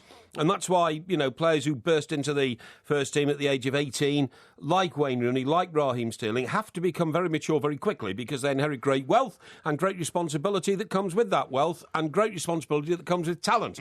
So I'm saying that clearly these three, who are younger players, haven't got that streak of maturity. You ask about and that's Raheem one Sterling. reason why they behave so despicably. Well, you ask about Raheem Sterling, and you wonder whether he's got any level of maturity whatsoever. Well, you because, find out when he signs for a new club. Well, the story on the front page of The Sun this morning and may or may not be as serious as the last time that he was found to be indulging in this sort of hippie crack, as they call it. But what they're saying, he's at it again. Well, and they're saying it's hippie crack storm number 2. I agree with you. It is very worrying. It's very, very sort of wise of him, if that is the case. And very immature, I have to say. I'm making a case that players who have attained first-team football early attain maturity as well. He didn't, but Paul Gascoigne never did. Paul Gascoigne never attained maturity because he simply didn't have the essence of responsibility within him to appreciate at what level of football he was playing. But one player I want to sort of pull into this sort of argument, Mike, and it's not a replication of what we've just been talking about, but it's similar about a young player whose football career is apparently just wasting away, and that's Ravel Morrison, who I mentioned just before the break. Yes, what's going on with him? Well, he's at Lazio. Right. Went there last year, on a big blown up. This is a guy who's had problems staying at Manchester United, West Ham United. Yeah, that's right. He then went down Queen's to Park Rangers. I think he went to QPR. That's right. Yeah. And he's going to be released by Lazio now without playing for them. Yeah. So you wonder why his life is spinning around. He's 22 now, and he hasn't established himself at any club. And he scored that brilliant goal, didn't he? He did. I think it was it for West Ham in the early part of I think last it was, season, which everybody against Spurs, and everybody hailed him as possibly the new kind of second coming for England. Yeah, and it's quite sad in a way. It's very sad, and I just did a bit of research on this before the show. He was damned by Sir Alex Ferguson. It was said that Morrison was the young tearaway that even Sir Alex Ferguson couldn't tame. Sir Alex Ferguson said of him, I think he's better out of Manchester, to be honest with you. And that really blighted his whole career. He left he left the club for West Ham in 2012, referring to the questionable company he was keeping in the Northwest. On one occasion, Morrison was in a car stopped by police close to the city centre, which was found to be carrying guns and drugs. But by then he had already been cautioned for an assault on his mother, Sharon Ryan, at the age of 15. Dear me. I mean, it doesn't bode well. No, it doesn't. And you shouldn't condemn somebody because of what they did at 15, because these lads at Leicester are a lot older than 15. Not true, but I mean, as I said, with some of these guys, and Ravel Morrison's a very good example, for whatever reason, and we don't always know the reason, clubs don't want him to hang around. No. For some reason, they don't like the way he conducts himself, or, he doesn't get on well with the other players. It's true. But he's had many chances, hasn't he? And when I was saying before, shouldn't these three guys from Leicester not be given another chance in the sense that, but they shouldn't be banned from playing football for the rest of time, should they? Well, they should be banned from being part of a responsible organisation, which is a modern-day Premier League football club. Well, let me ask you the question I wanted to ask you. They should be playing in the second or first division. Before the news, what about Nigel Pearson's position now? Because having had to sack his own son, he obviously had to probably choose between, maybe falling on his own sword and he's done the right thing. And not doing that. He has done the right thing. Why should he sacrifice his career, which is on a high because of the way he saved Leicester from certain relegation last season? Yeah. Why should he sacrifice his career for his delinquent son? But you and I have both worked in big organisations, right? Yeah. Will his kind of image now be slightly tainted as far as the management of the company are concerned, as far as the owners of the company are concerned, because it was his own flesh and blood that got involved in this? No, the only part of Nigel Pearson's image which is tainted are his parenting skills and his ability as a father. His parenting skills and his ability as a father is under question. Yeah. Because if you bring up a lout like his son turned out to be, then people might say, well, perhaps he spent too much time concentrating on his career and not enough time concentrating on how to teach his son to be a civilised human being. Should he be responsible for a son who's old enough now to do many things on his own, though? Well, he can only answer that. I can't answer that. I don't know how he's brought up. I don't know whether the boy went to... No, but just by generally looking at a situation, are you responsible as a father for something your son does when he's 19? Well, I think what you have to say is we know of quite a lot of boys who are the sons of famous footballers and footballers themselves. Yeah. So, for instance, we're talking about Harry Redknapp's situation. Yeah. We're talking about the Lampard situation. Yeah. We are talking about the Dalglish situation. Yeah. They've all had sons playing in the game who didn't turn out to be delinquents. No, that's true. I think that answers its own question. I'm not being condemnatory about Nigel Pearson because I'll tell you why. I want to move on and talk about something. Those boys do not make me feel proud about England or about Great Britain or about the UK. And neither should they. But one thing does make me feel proud. There we go. Today, have you got a Land of Hope and Glory today, ready? well, if you have, I should put it on because today is the 200th anniversary You went of banging the on about this victory yesterday. at Waterloo. You went banging but on about this today it's the yesterday. actual day. I was just preparing you us went for too it. early yesterday. No, I didn't go Yeah, too you did. early. So we talked about it for about 5 minutes yesterday, which was No, long no, enough. no. You want to talk about it for another 5 minutes? I spilled over with enthusiasm about it yesterday, but I had done so much research on it today. Really? I feel overwhelmed. Well, why don't you tell us in your own words why you're so proud? I don't want you to sing. No, I don't want you to sing. I want you to tell us why we should all be proud of Waterloo. Go on, we should be in proud a of nutshell. Waterloo because we stopped Napoleon from becoming the... He wasn't the Hitler of his day. That's too harsh and too cruel. No. He wasn't a monster like Hitler. No, certainly not. But he became...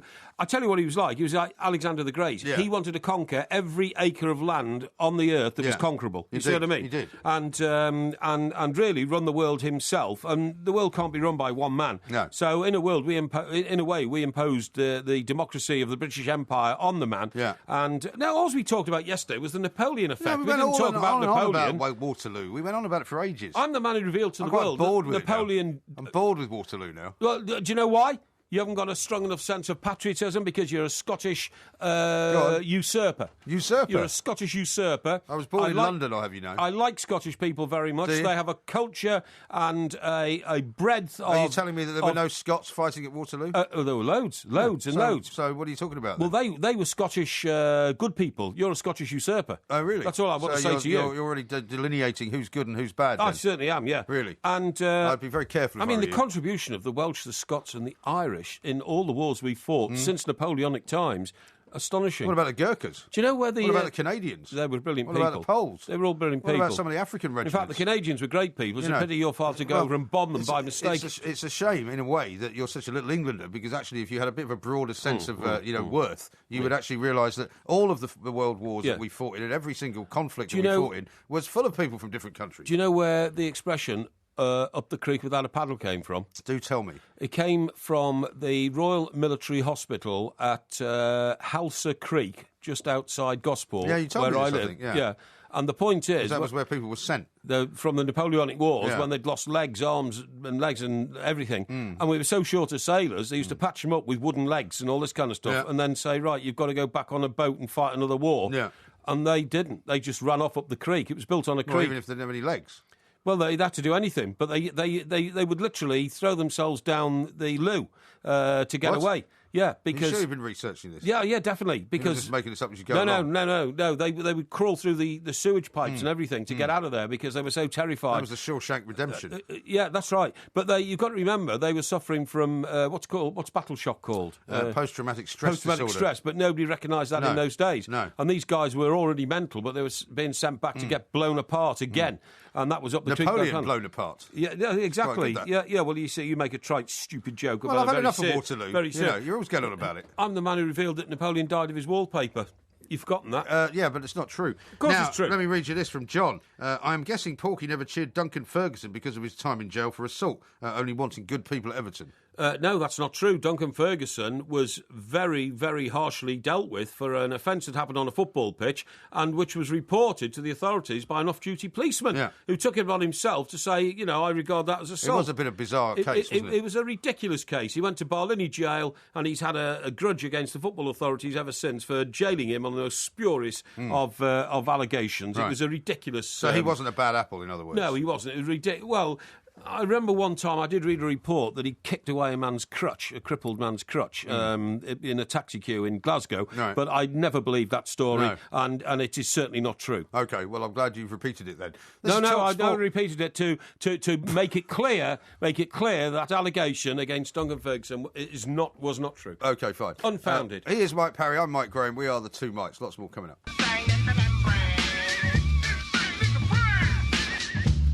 Tweeting and showing on Definitely the radio. not. So do try and keep it clean, please. Frazzle says this, though. Surely Porky will miss a lot of those Everton freebies as he will be all over the country as a TalkSport rugby expert. # World Cup. Well, I mean, it's a thought. I hadn't thought about that. Of course, I was our rugby correspondent at the 2007 World Cup in France. Yes. So Well, you're the obviously go-to guy. Well, Right. I could be getting the call any minute now. You're absolutely right. It's in September, isn't it? Yeah, it is. Yes. Anyway, why are you such a grumpy mood tonight? Because you've been quite belligerent. And I sometimes you are belligerent for no apparent reason. But you said earlier that you're going to tell me why you've had a terrible... Well, I mean, what sort of a bad day have you had? Did you, I'm not... Because you were working this morning on a sports breakfast, which sometimes means you don't get a lot of sleep on a Wednesday. No, it's fine. Nothing to do with that? We had a meeting with the new Two Mics company in mid-morning. Then I got home, and then the phone rang, right? Oh, yeah. My mobile phone. And, you know, it's like, you can always tell who's ringing. You've got your contacts and all that. And this was just a mobile number. Oh, just a number you didn't recognise? Didn't recognise at all. And, you know, sometimes you're a bit reluctant to answer those in case, and you just let it go onto message and then consider the message. Anyway, I answered it, and a voice on the other end said, "Hello, Mike. It's Les Carter here." Why are you giving his name out? Oh, why not? Well, you might not want to give his name out. Okay, well, all right. Well, it's Les. It's Les.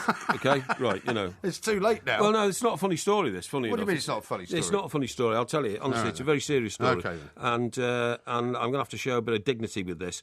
Anyway, the guy who rang me was the brother of a friend of mine who I first met when we were about sort of 16 or 17, you know, the sort of the start of your drinking age, if you see what I mean. You know. So somebody you've known all that time? Yeah, you start going out to pubs like, you know, the Boathouse in Chester and... And this is where you used to smuggle alcohol in and just buy like soft drinks and drink your own alcohol. Maybe something like that. Well, that's what you told me. Yeah, well, it was a bit more sophisticated than that. I think we were earning our first jobs and that kind of stuff, and you know, using a few pubs on the Wirral. So anyway, the lad's name was Colin, and we, you know, became really good mates. So this is the guy that called you. No, this is his brother. Right. His brother called me. Oh, okay. And as soon as somebody who's a brother or a relative of somebody you've known well calls you, you wonder why, and your worst fears suddenly start mounting up in your head.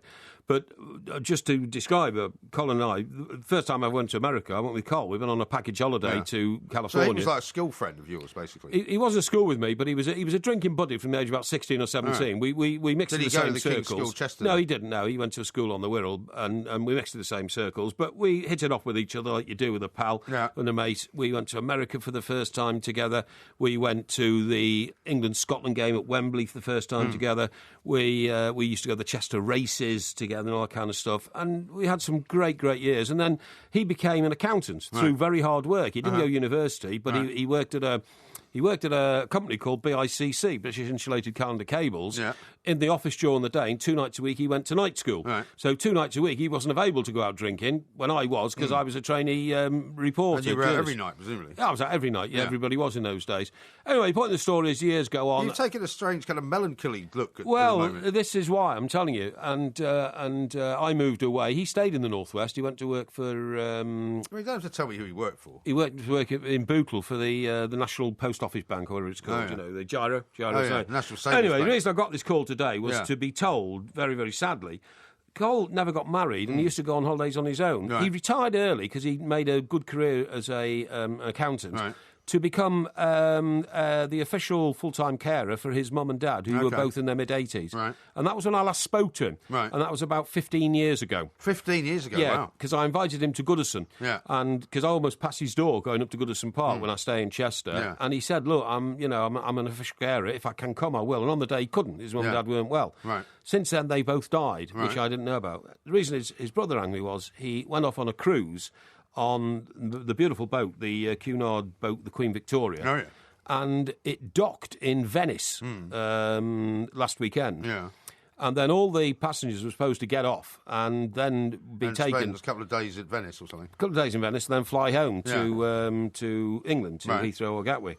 He didn't get off the boat. So after about 12 hours, thinking, well, he might have gone off into Venice and he's coming back because all his luggage was still, 12 hours? About 12 hours. That's a long time, isn't it? Well, I don't know the full details. But, I don't know how long the boat was berthed there. But it's a magnificent vessel, and it's a huge vessel as well. So they have to go and search it if a passenger goes missing. Right. But anyway, they went to his cabin, they opened his cabin door, and sadly, my old friend, who was 63, was found dead in his bed. Oh, dear. Yeah, and... so there's another one of your friends that's... didn't drink himself to death. No, not at all. No, he was a great pal, a great drinking pal and all that, but never to excess or anything. Well, I mean, to excess. That's quite a sad story. It is a sad story. And now the family, of course, it's the worst possible thing that can happen to a family. The family now are involved, literally, in bringing Colin back from Venice Which is probably quite complicated, otherwise, isn't Well, it's complicated, I think, for a number of reasons. Firstly, his brother was telling me the Italians are insisting on a post-mortem. Yeah. And I think that's because it could be that when I find out, make sure it's not related to anything on the ship. You Yes, see what of I mean? course, yeah. You know, because if it is, then they've got a problem Yeah. and all that kind of stuff. Yeah. I mean, look, what am I? Not a doctor or anything, but it sounds... I said, well, he was just found dead in bed. And I mean, haven't they got an immediate sort of suggestion of what the cause of death was? Suggestion is a blood clot Right. of some form in his neck. Right. So whether that was on his way to his brain or Yeah, his yeah. lungs or something like that, but very peaceful, they said. Yeah. You know, they said the doctor who certified him dead said he had a very peaceful look on his face, didn't go through any agony and all that. But it's just a reminder of how So this close is why we are you're in all a to bad each- mood? Well, Yeah, but you see, the thing about you Yeah. is, right, and you've almost got me there. You've almost told that story with such kind of simpatico Yeah. that you've almost got me feeling sorry for you. Yes. Right? Almost. But I'll tell you Yes. why not completely. Why? It's because I know why you're upset. You're not upset because this guy's dead, although it's very sad, obviously, Yes. for his family. Yes. And I'm sorry you've now named him so that the family will hear you talking about him. But well, that's a tribute. I'm Well, paying tribute to well, a guy all right. who was a great buddy. But you the know, only for reason many you're years. feeling bad is because it's reminded you of your own mortality. It's got nothing to do with him. No, You've no. seen the guy for 15 no, years. No. I don't quite mean mortality. What I mean is, for the last 5 years, whenever I've gone up to Everton, I've meant to call Colin. Yeah. He's the one phone number, I'm not joking, I've been able to remember Yeah. all my life. Right. Even though I haven't... You don't want to give it out or anything? No, do you? I'm not. No, I've only good. called it 3 or 4 times over the last Yeah. 10 years, maybe. Yeah, yeah. I can remember now, every time, in those days when you used to, because we didn't have mobile phones, so I'd ring You his used to have house. to know everybody's phone number. Yeah, you did. And I used to ring his house to find out where we were going on Saturday night. What was the number? I'm not give gonna it out. I'm not going to tell you. No. But he'd pick up the phone and he'd say hello, and then he'd read the number. And I can remember with his distinct Merseyside accent the number like yesterday. Yeah. It's one I never forgot that number. And It's like the phone number you had at home as well. yeah, when, exactly. When you didn't pick it up. Yeah, I mean, yeah. I always remember mine as yeah, well. exactly. That's what I'm saying. And you know what? I don't really mean it reminds you of your own mortality. What I'm saying is, life is so fragile. If only once in the last 5 seasons, when I've been driving almost virtually past his front door to go to Goodison, Yeah.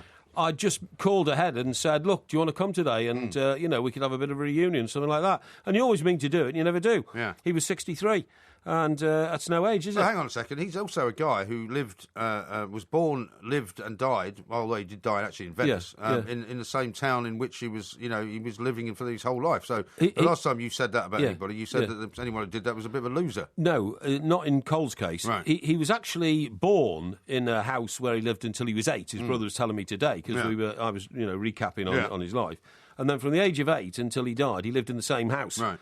Because he never got married. He never moved out. Lived with his mum and dad. Had an very, very close family relationship with his mum and dad and his brother, and. When his mum and dad passed away, sadly, I think his mum was the second to pass away, and that was about 9 years ago. He then stayed in the house, which has been his home all his life. Yeah. But the reason he never left was he became their official carer, and it just amazing things, really. You know, the You've things. been quite affected by this, haven't you? Well, I wouldn't say I was quite affected, but I would say that it was, these things happen, I'm afraid. I mean, I got a call one time from a friend I worked with on the Birmingham Mail, who I hadn't seen for about 5 years. Yeah. And he was the chap I told you about who walked into the kitchen after getting out the shower. His new girlfriend was cooking the spaghetti. He had a glass of whiskey in one hand, a cigarette in the other. And when he said, how's the spaghetti coming on? He suddenly fell backwards. He died of an aneurysm in his head. And he was 45. Yeah. So, it's one of those things. But the worst thing about what happened today was, as I picked up the phone and wondered what this number was, I had a newspaper open in front of me, and that page was the page I was looking at. Really? And it's an advert for Cunard. Yeah, how spooky. And it is spooky, and it's advertising. You weren't thinking of going on a trip, were you? No, I wasn't, but I'm fascinated by large boats. I went across the Atlantic in the QE2 once. It was a freebie, wasn't it? But this says the Ultimate World Cruise Promotion, and it's got 2 packages, one for the Queen Victoria, which my mate died on, and the other one for the Queen Mary II. Right. So it was all a rather strange day. Yeah. Very strange day. Yeah, I can see that you've shown the human side of Porky Parry for once. Well, there is a human So side you're going to there. have to go to the funeral then, aren't you? Well, I don't even know the details of all that You're yet. not gonna go, are you? But hang on. So what I'm saying is, obviously, I want to express my condolences Yes, to all of the course. family, and it's a shocking Likewise. thing. And very sad.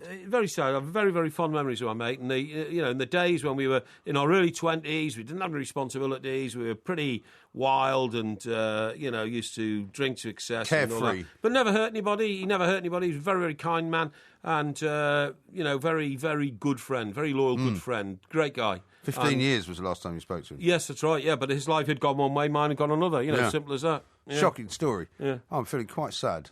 He's Mike Parry, I'm Mike Graham. We are the two Mikes. Loads more coming up. On DAB, digital radio and 1089 and 1053 AM. A terrific performance. Turn of pace and eye for goal. Shout about it. Talk Sport. This is TalkSport Extra Time. We are the two Mikes. We've got loads more to do. We've got lots more stories to talk about as well coming up in the rest of the show. Right now, though, it's time to take a glance over at the way things are going over on the other side of the Atlantic because, while we've been involved in all sorts of elections, EU referendums, Greece falling apart, and all sorts of other SNP issues north of the border, over in America, they've got a presidential election underway. And, of course, they're going to have a new president, Mr. Parry, in just a few months' time. Indeed. We're going to talk now to a man who knows a lot about what goes on in the world of American politics, John Le Boutillier, former US congressman. He's an author as well, based in New York. John, very good morning to you. Welcome back to the show. Well, guys, nice to talk to you. I'd prefer if we could talk about politics, actually, but I guess that's not going to happen. Well, I mean, you never really know. It's more about personalities at this stage than it is about politics, I suppose, isn't it? In our presidential race? Yeah. Well, yes, people got to get to know them. I mean, they know Hillary. And half the people like her and half the people don't like her. They don't know the Republicans generally as well. And then you have this spectacle yesterday of Donald Trump, who I'm sure in England everybody knows Trump. Everybody does, getting in the race. Right. Yeah. I mean, the problem, I suppose, for people on this side of the pond is that, I was just looking up the list of potential candidates for presidential nomination, and there's dozens of them, right? And we only really hear about Jeb Bush. We saw him declaring the other day. We know about Donald Trump. We know, of course, about Hillary Clinton. But we don't really know much else about who else is likely to be a front runner.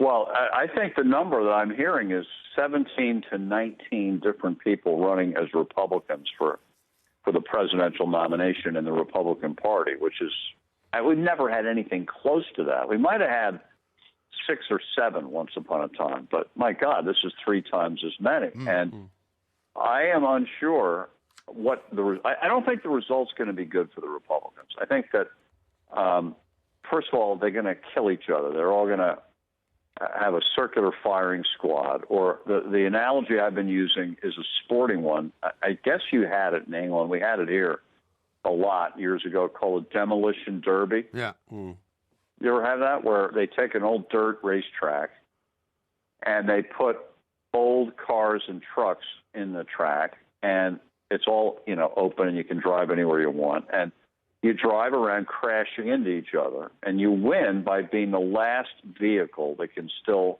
move. Sure. But that's what this thing for the Republicans is going to be like. They're going to have 17 or 18 guys and one gal blasting the hell out of each other for 6 months. And in the end, if anybody's a winner, it's the one who somehow is still standing, but will be so bloodied and broke and exhausted that there'll be easy pickings probably for the Democrat in the fall. Well, you say that, John, but if you look at as you know better than I do, the history of American US presidential elections, normally speaking, after a period of Democratic rule, the Americans decide it's been too weak. Now we want a tough Republican. It happened after Kennedy and Johnson when Tricky Dicky came in. Certainly happened after Jimmy Carter when Reagan came in. It happened after Bill Clinton when the Bushes emerged. And I think it's going to happen again. Well, I think that's what most Republicans believe, that we will win in 2016. But and I hope they do. I'm a Republican, but arguing against that is the fact that in 5 out of the last 6 presidential elections, Republicans have lost the popular vote. The only one we won in the popular vote in was 2004, when President George W. Bush barely beat John Kerry, who was the biggest stiff that ever lived. He barely beat him, but he did. Yeah, right. In all the other campaigns, including 2000, when George Bush won, Al Gore got more votes. Yeah. But because we don't go by popular vote, we go by electoral votes. Bush was the president. The Republicans have a real problem here, which is the image of the GOP, image of the Republican Party is negative. Fewer people consider themselves Republican than consider themselves Democrat or independent. And for the Republicans to win a national election is not easy. We had a thing here in our election recently, which Mr. Parry actually highlighted on the night of the election, because the polls were all completely wrong. What they discovered was that more and more people actually refused to identify themselves as Conservative voters because they were kind of ashamed to do it. Is there any chance that that's the same scenario in the US, even though I know the Republicans are much more fragmented, nobody really knows what they stand for, but are people kind of ashamed to admit to being Republicans now? Yourself, obviously, not counting. I think the same thing does happen here. I think because last fall we had the congressional elections, and the polling showed, it's going to be close. The Democrats might keep the Senate. And then, boom, same thing happened. Republicans won everything. And the same thing happened in the Israeli election. We heard going into Election Day, Netanyahu's in big trouble. He may lose. Boom. He ends up winning a huge victory, just like Cameron did. So I think there is something to it, that either the pollsters aren't finding the right people to ask questions, or the conservative voters are, I wouldn't use the word shame. I think they just don't trust pollsters. They don't want to talk to them. And they don't talk to them. Yeah.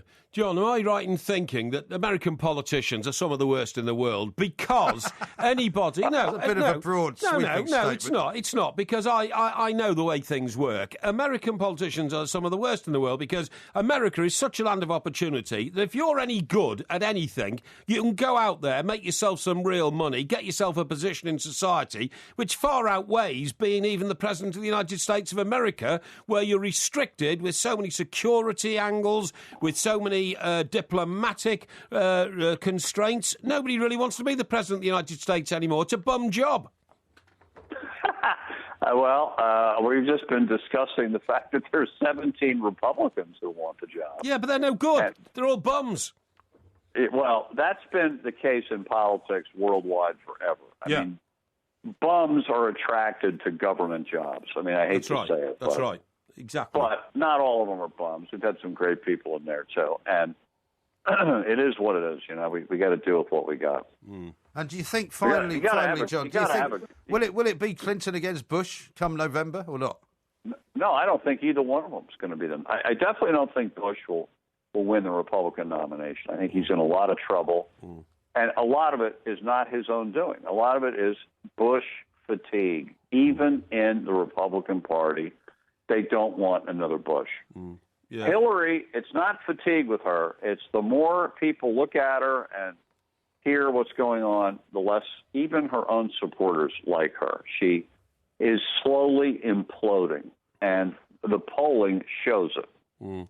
And I will predict to you that she's not even going to be the Democratic nominee next year. Yeah, I would totally agree. I would tend to agree with that. John, as ever, appreciate your wisdom on these things. Thank you very much. John, do you mind just not cutting me off while I say goodbye to John Le Batellier? I was saying goodbye to him as well. Former US Congressman. You see, how about this from Mark, who's tweeted in at the 2 mics? If Donald Trump becomes president, it will be a small price to pay. Spelled Toupee. Oh, I like it. I like it. Very good. That's very clever. Funny and clever. I like that.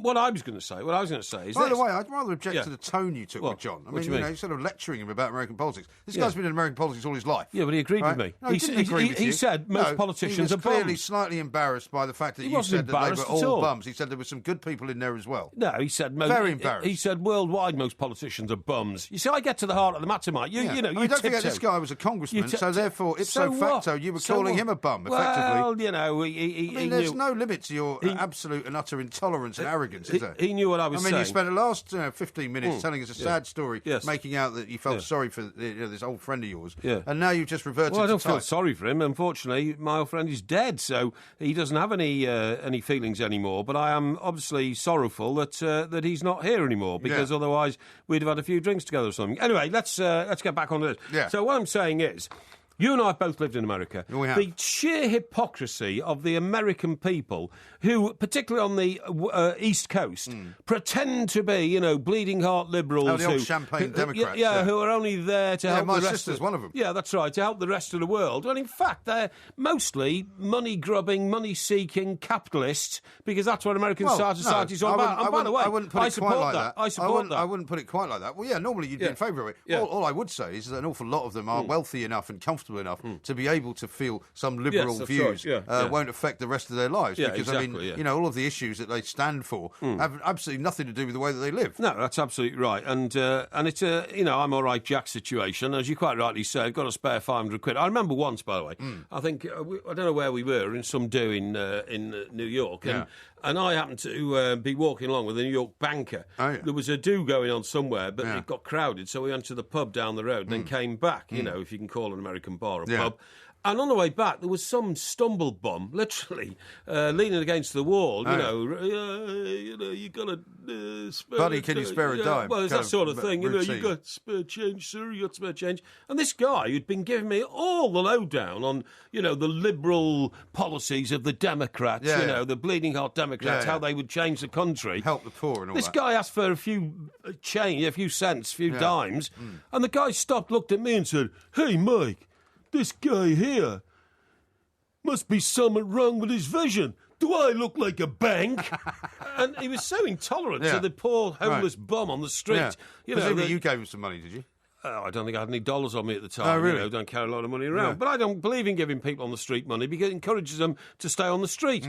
If you said don't give money to people on the street, well, they'd starve if they stayed there, so they have to get up off their backside and go and find something to do. Really? So that's why I don't give beggars money. Okay. Never give you could have given him one of your jars, right? No. Here's one from Kev, who's in Stockport, who's texted into 1889. He says, "Good discussion on use of glass jars, and I can see Mike Parry's reasons for wanting to collect £2 coins. Yes. I've always thrown much of my bronze and some silver into jars for the kids over the years. Yes. An extra 10 or 15 quid for them here or there. Yeah, good idea. They're both added to an old and foreign coin collection when they were younger. History and geography. The youngest recently got given a halfpenny with his change. Couldn't buy a sweet for a halfpenny now," says Kev. No, he certainly couldn't. That's a very good observation. But I'm quite sure what he's talking about, but still. Well, don't diss him. He's trying to say that you've got a good idea. Good man. That's what I like to hear. Yeah. Now, the point about it all is, right, that you should have given your jars of cash, I would have thought, to some charitable organisation, or you should have handed them out to somebody rather than just putting them into your own bank account. Quite seriously, Shocking. I had another jar with a load of money in it, and it added up to about £750. Right. It was a much bigger jar. Right.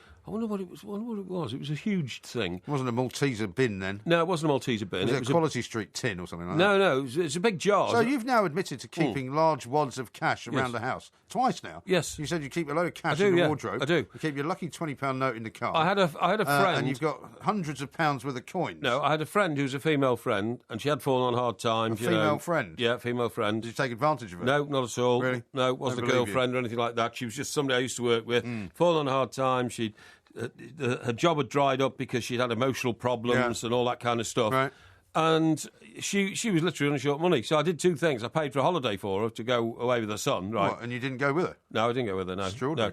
No. But the other thing I said is... You didn't turn up at the other end? No, of course I didn't, you idiot. That's the kind of thing you would do. And the other thing is, I said, here we are, and I gave her the jar, and there was 670 quid in it. And she gave her a jar of coins? Yeah, I did, yeah. Seriously, yeah. Well, I don't know what you're laughing at. That's because awful. I thought that's quite a terrible story. That's quite... No. So she had to walk out of your apartment with clutching a big jar of coins? No, I took it round in the Jaguar. Seriously. I put it in the car. You gave her a jar of coins? And I said... That's embarrassing. I said, I won't say what her name is, I don't want to give her name don't give her name away. And I said, look, if it's any help to you, because she was literally struggling from day to day for money. You don't like to hand people money. It's like you're giving them charity. Well, I'm sure they'd rather be given some notes rather than a big jar of coins. Well, I did it diplomatically, you see. I'm pretty clever. Oh, yeah. Her son was 10, and I paid for him to go on holiday. I went to Malta, actually. Oh, nice. And I said, look, why don't you get... give the name of his son, to just count these out for me and see how much is in there. Right. And he did. That's what he did. He got she got a load of plastic bags from the bank. There was 670 quid. So, just gave him some sort of working sort of money.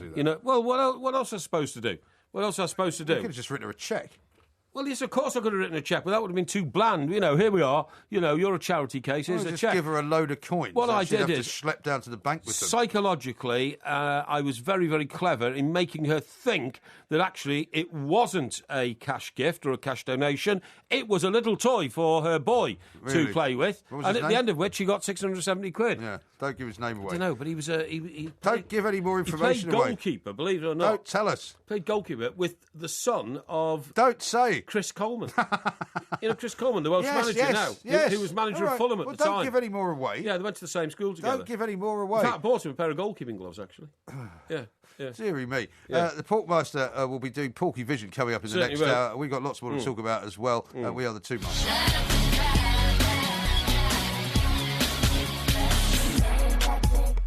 This is TalkSport Extra Time. We are the Two Mites. Porkyvision coming up, as I said, in a little while. We've got loads of other stories to talk about as well. We haven't really looked at all the back pages yet properly, but we will. Here's one from Frazzle, who tweeted at the Two Mites. Has Porky checked to see his lucky 20 quid is still in the car? Mechanics have probably blagged it. Nice of him to leave a tip. No, they wouldn't know where it is. Really? Don't worry about that. Did you not describe it, though?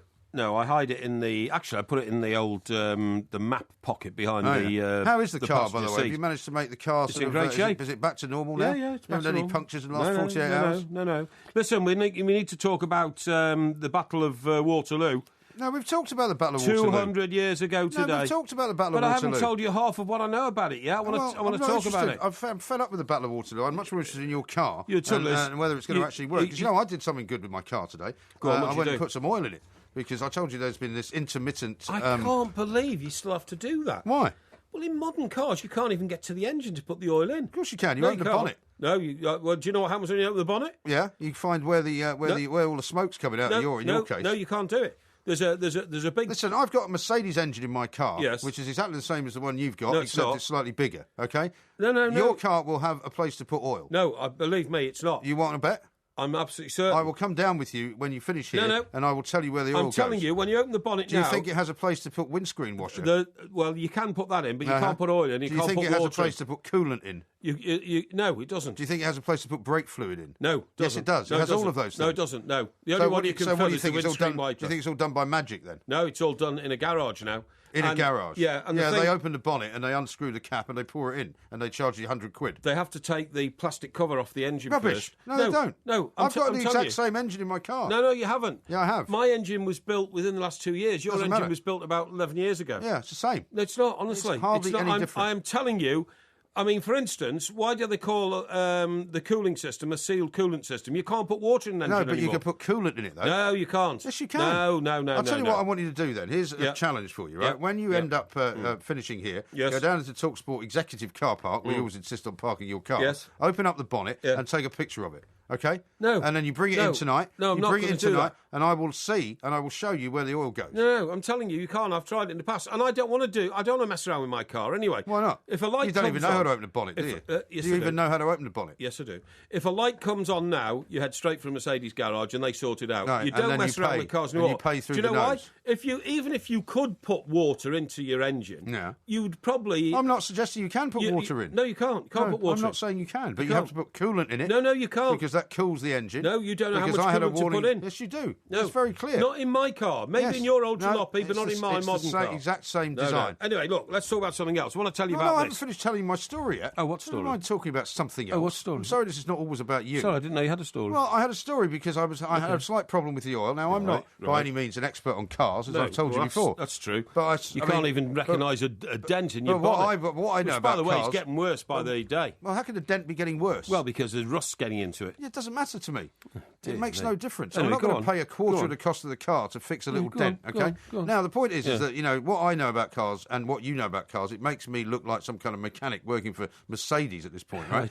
But here's the situation. I had a warning light that was coming on intermittently, which I worked out was the oil lamp. What colour was it? It was orange.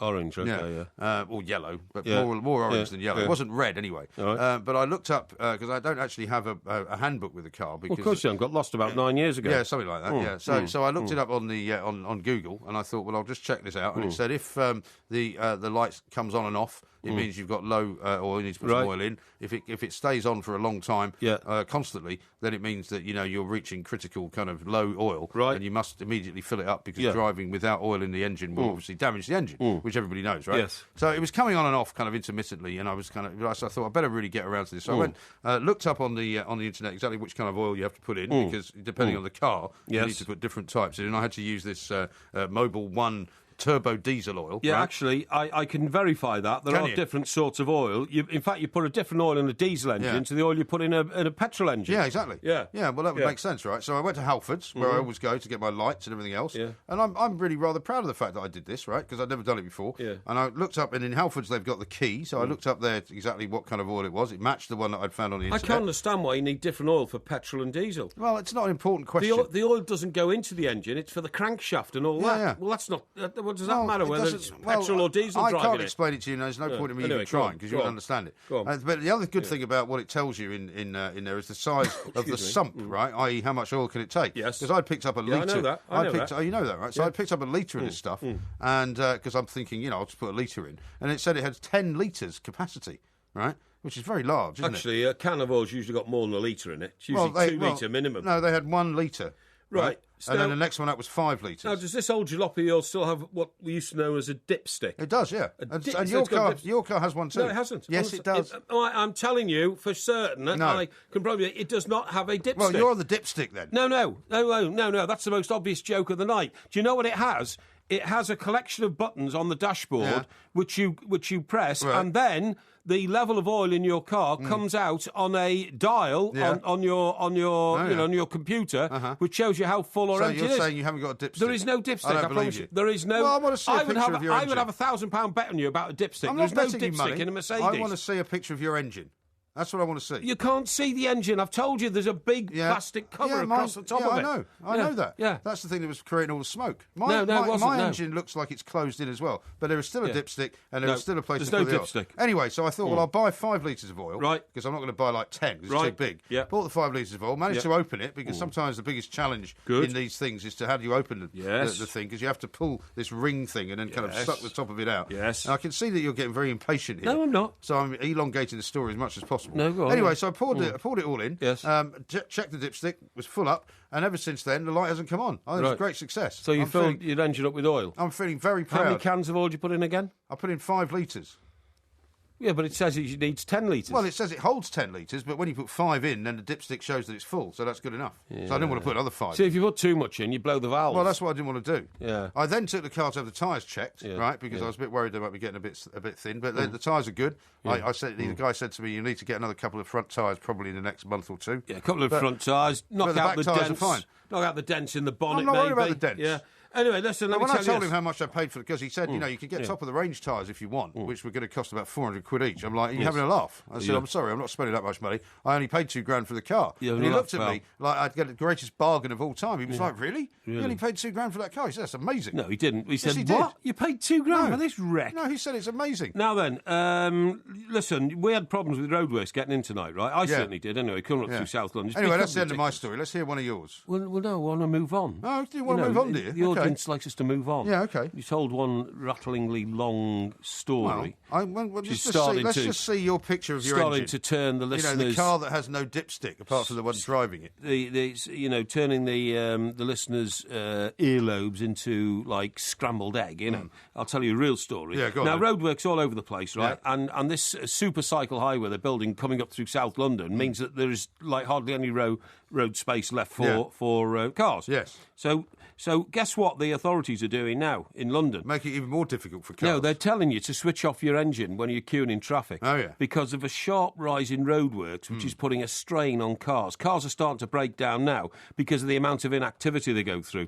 Yeah. Right? Has your car not got that thing where it switches itself off when it stops? Yeah, it's called Eco. Yeah. So do you not do that anyway? No, I switch it off all the time. Why? It's such a blinking nuisance. Every time you stop at a junction, the engine cuts out. I must admit, I've always thought that by stopping the engine and restarting it, that would cause more pollution. I totally agree. Rather than having it just running. And more wear and tear on the engine, suddenly being yanked into action again. It's ridiculous. Anyway, breakdown crews should stop the engine if they're stuck for more than a minute to prevent it overheating. Sorry, breakdown crews are saying they go out to so many cars now, and cars should now switch off the engine if they're stuck for more than a minute. And, of course, you can be stuck for hours, OK? Yeah. Now, I can see if you were stuck in a traffic jam for an hour, it might not be a bad idea to switch the engine off. Yeah, listen to this, Mike. I found a study on the net, right? It was done by Britannia Rescue, right? Some insurance company or something. And they said that each council in Britain at the moment has an average of 139 roadwork schemes going on, and that this time last year there was 115. So that's another, how many is that? Another 15 and 9, 24, another 24. When you look on your sat-nav as you drive through the city, I presume you have it on, right, on the screen, the number of little triangles with roadworks is now unbelievable. It's become like a dot-to-dot drawing. Right, A roads completed roadworks, 1,542 this year, 1,352 last year, 200 up. A survey of 2,000 motorists found that drivers named the M1 as the most frustrating motorway for roadworks, followed by the M6, the M25, the M5 and the M4, OK?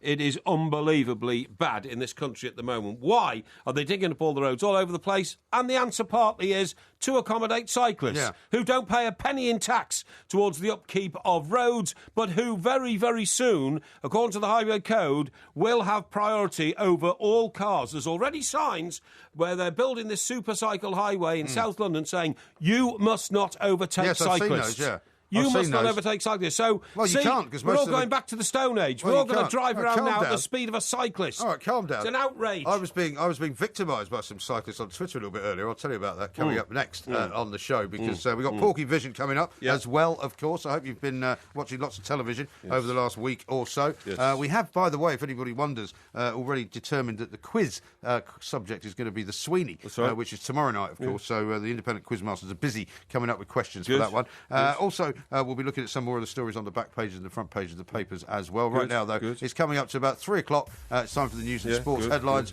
Why do you keep saying good? Because I'm, sort of half approving of the way that things are going. Oh, well done. I love people like Mr. Parry. On a car, the level between minimum and maximum is always 1 litre. So if it's showing halfway on your dipstick, you put half a litre in and it will be full. Every car has a dipstick, but you will have to remove a plastic cover to get to the engine. No, it doesn't. Mine hasn't got a dipstick. Well, he says every car does. Well, who says that? Ian from York. Well, Ian from York, thank you very much indeed for your contribution. Believe me, mate, modern cars do not have dipsticks. Well, if you get a picture to prove that, then we'll all be happy. But, I see. So how do you take a picture of something that's not there? You're refusing to take a picture of your engine. No. You can't take a picture of a dipstick that's not there. Just raise the bonnet, take a picture of the engine. Why don't you go and take a picture of London Bridge with its 4 towers?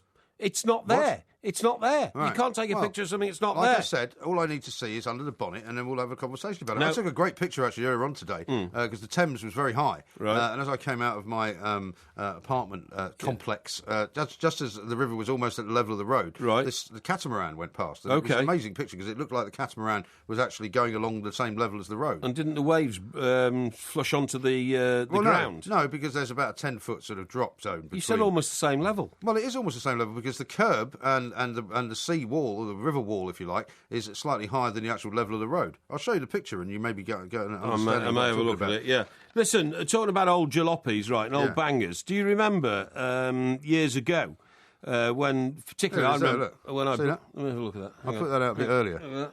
See, it looks like the boat's going on the same level as the road. Isn't that quite extraordinary? Yeah, it's just it's a trick of the eye.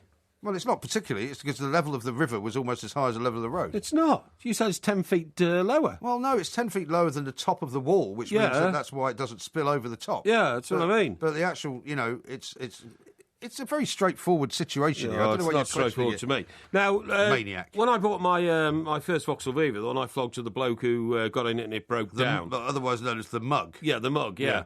What you used to do in those days was you used to find somebody to fiddle the mileage on the clock. What?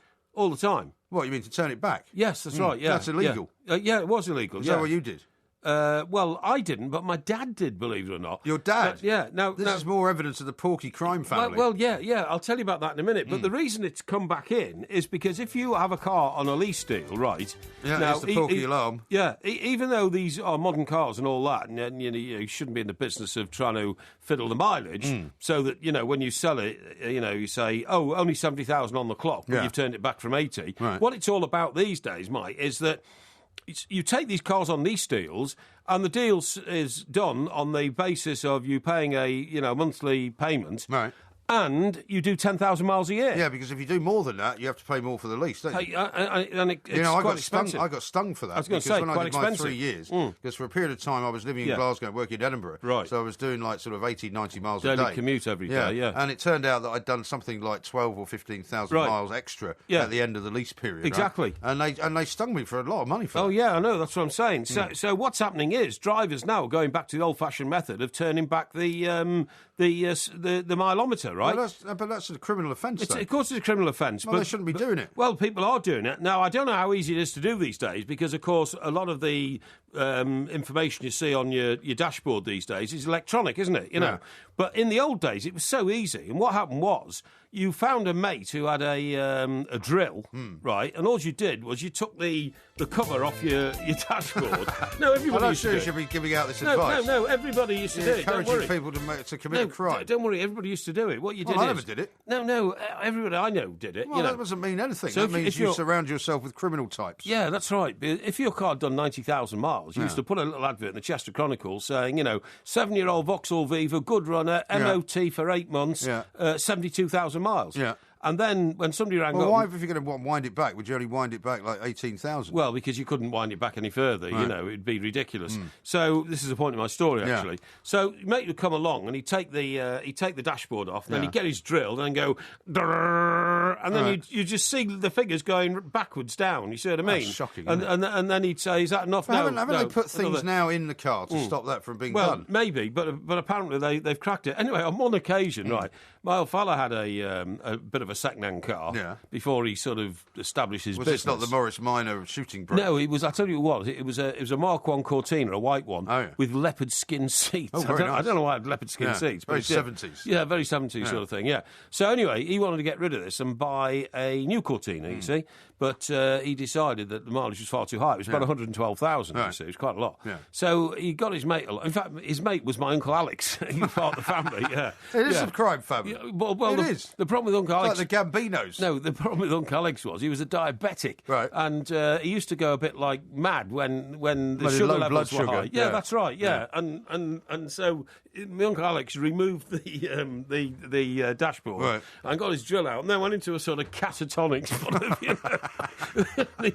his finger kind of stuck on the drill, And it went back to about like 27,000 or something like that, which is ludicrous for a car that was about 8 years old, So I couldn't understand why... Although in those years people didn't drive the kind of mileage that they drive now, do they? Well, I don't know. He'd had the car a long time. But then I couldn't understand why every Sunday for the next sort of 2 months... my dad took us to a disused airfield near Whitchurch. Just drove around for ages. And just kept driving around in circles. That's unbelievable. He kept saying... That is unbelievable. Because we were only small, hey, Dad, what were you doing? Shut up. He just kept driving around just to try... That's crazy, because he didn't know how to turn it back the other way. I don't think you could turn it back the other way, actually. I don't think you can. And so he had to keep driving around to get the mileage up. So, But anyway, apparently they're doing that these days. It says here... Soaring numbers of motorists fiddling their car's mileage to avoid hefty fines for breaking a loan agreement, which is what you've just said. Yeah. Motor industry insiders say the booming car clocking is down to an explosion in new vehicles bought through finance deal. Motorists pay a monthly fee which enables them to drive a new car for an agreed period of time between 2 and 4 years. They must agree to stick to typically 10,000 miles a year before handing back the cars at the end. Right. Yeah. Yeah, it's a very good thing if you don't do more than the mileage is stated. But if you do more, you have to be very, very careful. They tried to charge me, I ended up going to court with them actually in the end because they tried to charge me all sorts of ridiculous How much they charge? It's like 12p a mile excess something like that. I mean, it amounted to, I don't know. Hundreds of pounds. Yeah, hundreds of pounds. Well, there you go. They also then tried to charge me £95 because I couldn't find the second ignition key, right, when I gave them back. And they said that was 95 quid.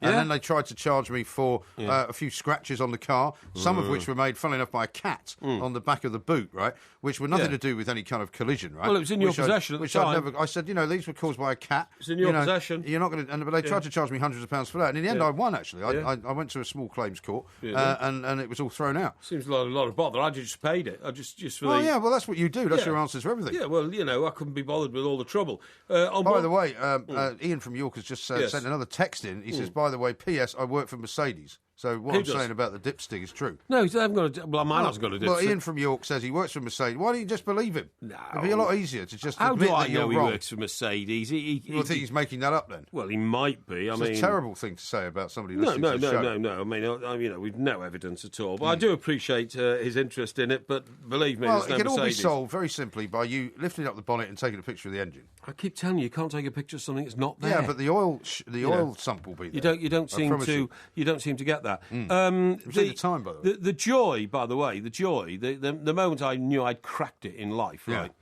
was the moment that the car I was driving was no longer my responsibility, because for about the first sort of 6 or 7 years of my driving life, I used to drive around in cars and I was petrified I was going to break down at any minute, because I am so hopeless mechanically. Yeah, I know if that. a car broke down, I'd had it completely.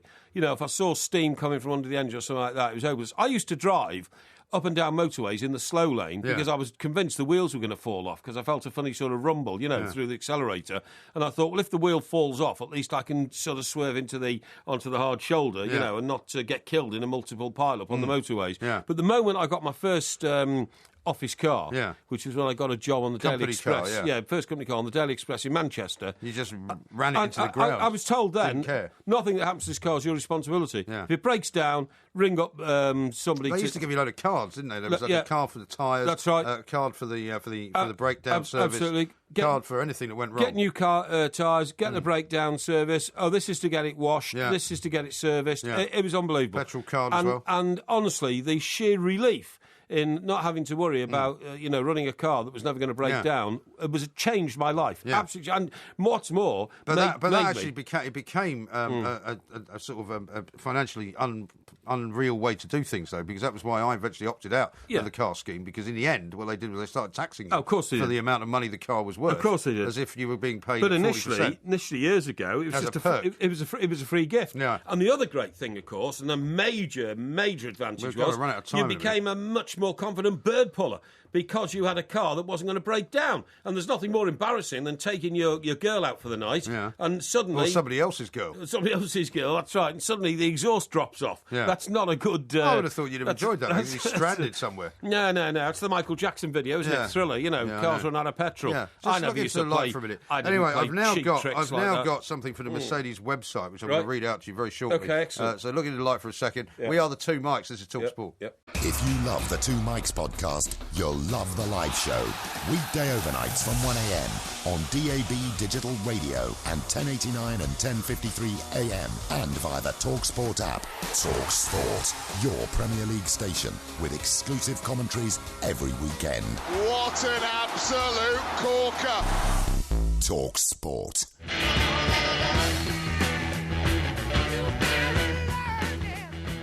This is Talk Sport Extra Time. We are the Two Mikes. Now, I've got something that's been sent to me on Twitter from Bantam Bouncer. He says, under bonnet checks for a Mercedes taken from their website. And it says this, under the bonnet checks, checking fluid levels, engine oil and brake fluid. Now, this is what it says about engine oil. Only ever follow this process when the engine is cool, okay? First of all, lift the bonnet, then find the dipstick and remove it. Once removed, wipe it clean with a cloth and reinsert it. Remove it a second time and check again. The correct level should be between the two hash marks near the bottom of the stick. What sort of car is that? It's a Mercedes. That's the Mercedes website. Okay, that's what it's telling you. No, that on my car... You're completely wrong. I promise you, mate, on my car, there is a computer screen on the dashboard. There may well be. And the way doesn't mean there isn't a dipstick. The way you check your oil level is to press a number of buttons, which I can never do. Somebody always does it for me. And it shows exactly the level of oil on your dipstick. It may well do, but it doesn't mean there isn't a dipstick. That's my point. Well, anyway, we're getting off the track. Yeah, we are. You spent far too much time trying to prove a point. It's very important. Which is irrelevant. Well, because you're wrong. Utterly irrelevant. Here's one from Mark, who's tweeted. He says, ask Mike Parry for the model and year of his Merc so we can show him his dipstick, because we'll be able to find it for him online. Yeah, I don't need that sort of guidance. Thank you very much indeed. I know exactly what I'm doing. Woodenhead says, Parry calls your dad a bum when his father was a criminal. Hashtag hypocrite. No, my dad wasn't a criminal. Everybody did it in my day. And William says, Porky should write a new book entitled The Handbook for Criminals. It's bound to be a bestseller. You know, the sort of area I lived in was a good area in Chester. You know, of course, it would be, wouldn't it? No, it was. It was a typical suburb. You know what I mean? Post-war. A house built between the wars. This is just post-war. You know. Yeah. So the bloke who moved in opposite was a bit of a sort of black sheep. And a bit of a criminal type. Well, it wasn't a criminal I thought type. you'd have got on well with him. I think he was a sort of builder who'd sort of, got a bit above himself. Oh. So he lived in the same street as us. Such a snob, aren't you? Well, a bit, unbelievable. Yeah. Anyway, so he had this black van. Yeah. Right, he had this black van, right. And it was a right old wreck. But as I say, I think he was doing okay with the old bricklaying and all that kind of stuff. Right. So he decided to sell it and get a bigger van. And so anyway, and I was about 10 at the time, Yeah. And suddenly I found my dad under the bonnet of the black van. And I remember it was a van that Was this late at night when the guy was out somewhere? No, not really. No. He was with the owner. He was with the owner, my dad and the owner, under the bonnet. Oh, of both of them were under there. Yeah. Well, no, actually, my dad kept going round and getting in and revving it up, And what the owner was doing was he'd got, it's terrible. He'd gone to like a DIY shop or something. I think in those days they're like builders' yards or something like that. Yeah. And he bought 2 huge bags of wood shavings. Yeah. And as my dad was revving the car up, What was he doing with those? as my dad was revving the car up, he was tipping these wood shavings into where you normally put the oil. Right. You know what I mean? Why? Well, because the engine was so knackered, right? No, Right. seriously. Was he trying to start a fire? No. He was selling it, and some guy was coming round to buy it. Right. So the engine was so because so there was a knackered. leak or something? No, the big end had gone. So What does wood shavings do to it? well, what it does is on a very temporary basis, it sort of thickens up the oil and Maybe there was a leak or something. It blocks the leak. It wasn't. It apparently the pistons mash up the wood shavings, Yeah. and while they're mashing them up, it works quite efficiently. Really? As soon as they're mashed up, then all the big end stuff goes on fire again. Blimey. But they were deliberately, making this. That's horrendous. I know, it's awful. That's awful. Fella came round. He started it, revved it up. It sounded great, and then he pushed off, and the smoke started coming out the exhaust. But he got round the top of the road by then, so That is everybody appalling. ran away. That is absolutely appalling. I know, shocking. Now, there's a story that Yes. we were talking about yesterday morning with Sandy Moore, actually, I wanted to raise with you, because Yes, it reminded please do. me of that time that you took out an advert in the Times personal columns for your inamorata, Indeed. who at the time was married to somebody else. Indeed. And you put in that rather pathetic sort of love poem to her about how you liked her in her lingerie. Yeah. You see that story yesterday in the Times? They had it on the front page I know. about the guy who used the couldn't Times believe it. crossword I to just propose to could his not girlfriend, believe it. to his fiancée. What an incredible drip.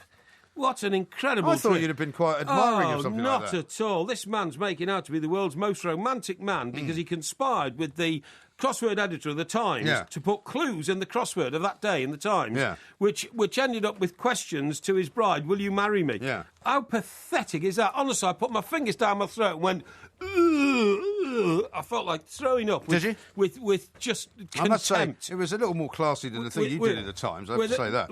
What did I do? Well, when you put that, personal advert in. Well, all it said was, you look lovely in lingerie. What's wrong with that? Well, yeah, but it was like a poem, wasn't it? Sorry? It was like a poem, wasn't it? Yeah, it was a poem, yeah. But what I was going to say is, I think you'll find that people who are keen on crosswords are, well, weirdos. You think so? I think This so. coming from you. Nah, We'll talk some more about that. I think we'll they talk are. some more about people who think do they're weirdos. crosswords, because I've got some news for you on that front. See, people say, I can finish the Times crossword in 23 minutes. Can you? Sado, is that all you do? You just can't do crosswords, can you? No, I can't. No. And I don't want to. Yeah, exactly. I don't want to. My grasp of the English language is far, far more expansive than few stupid little words that make up a black and white box. Maybe you should do the picture crossword in the Evening Standard. Anyway, we'll come back to that in a moment, because right now it's time to look at some of the transfer stories that have been knocking around on the back pages, and we've been reporting right here on TalkSport. Russell Hargreaves is here. What you got for us, Russ? Hi guys, I think we should probably start with Manchester City's quest for English players, because obviously they need some, and they've already lost certainly one in James Milner and still another in count Micah this Richards. quota of homegrown of course, players? Yeah. Does it? I thought they'd started releasing all the laws on, the finance fair play. Yeah, and but all nobody, that. this one. But nobody yet knows precisely what they're going to relax. Okay. So they still need quite a few homegrown Don't players. think this one's going to change a huge amount at the moment. So anyway, we know that obviously Micah Richards has gone as a free agent, and obviously James Milner too. So we talked about this bid for Raheem Sterling, which has been rejected again. They've gone from 25 million to 30 million for Liverpool for him. So according to the Daily Mirror, guys, Jack Wilshere is the next major English transfer target for Manchester City, who could make a massive offer to Arsenal to try and price him away. I can't see that happening personally, but that's their big story. Well, I suppose if they get Raheem Sterling, they might be happy. But if they don't get Raheem Sterling, they're going to target somebody else, aren't they? Yeah, that's exactly it. So basically, they'd probably go in once more, I'd say, for Sterling, maybe at 5 million more, but that's 35 million, which is a huge amount for a man who's obviously got a few issues and had a poor season last year. Well, I thought they were already up to sort of 40 by the time they'd added all the add-ons. Well, I suppose it depends how you just sort of define it, don't you? But in terms of just raw cash for the actual deal itself, and just another one to watch out for, we know how City guys kind of buy exciting young teenage talent, and often it doesn't prosper. Next one could be the Fulham teenager Patrick Roberts, who's only 18, really good player. Daily Mail is saying that City is sniffing around him and are close for a £5 million deal, which would be kind of the cheaper end of this English contingent as well, on top of the established stars as well. So City very much in the papers this morning, and loads of others as well. Yeah, absolutely right. And as far as Jack Wilshere is concerned, I mean, he was quoted, I think, the other day as saying that if he was ever to go to another club apart from Arsenal, which he wasn't necessarily that keen on doing, he would prefer to think he was going because of his talent rather than because of his nationality. Yeah, which makes perfect sense, doesn't it? And he's one of these players that you feel is kind of not owes the fans, but probably feels he's got a bit of unfinished business, having been absent for so long with his injuries. We saw what's happened with himself getting charged and accepting that charge for what he did after the cup final as well. I just think if he's fit, Mike, he needs a decent run in the Arsenal team, just put together a solid season, start games, get this goal-scoring run continued, and go from there, rather than have the upheaval of moving at this very formative point of his career still. Sure. And looking across the road at Manchester United, it looks like Robin van Persie may be going to Galatasaray. Yeah, a couple of interesting Man United stories. Who would want to go there?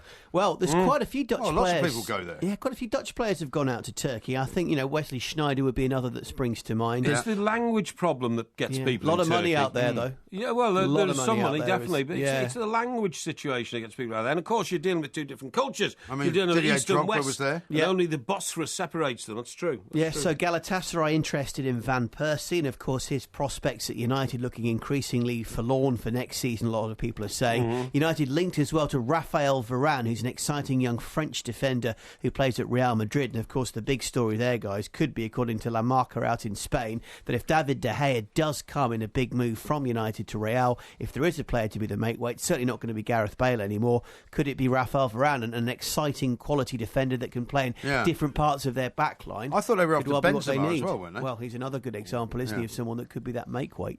Interesting. And I see that from all the talk of whether or not that Atletico Madrid player Mario Mandzukic might be coming to Manchester United. He might be going to Juventus if Carlos Tevez goes off back to Argentina. Yeah, we've seen one or two Argentinians like Fabrizio Colaccini for Newcastle last season want to leave in the middle of their contracts and go home. Carlos Tevez apparently wants to go back, and as you say, that would open a gap at Juve, and exactly that. Atletico would sell Mandzukic to Turin, and there he would go. Yeah, fascinating stuff. Great. Thank you very much indeed. Russell Hargreaves there with a look at all the stories. We'll be keeping you updated. Check our website as well, of course, talksport.com, for all the transfer rumours and all the transfer facts throughout the opening of the transfer window, which will happen very, very early on in July. We've got lots more to do, though. We've got Porkyvision coming up. The show seems to be going very quickly tonight, Mr. Parry. I don't think we should talk about cars anymore, though, because so many people are now sending me pictures of Mercedes engines with oil sumps and dipsticks and all kinds of things.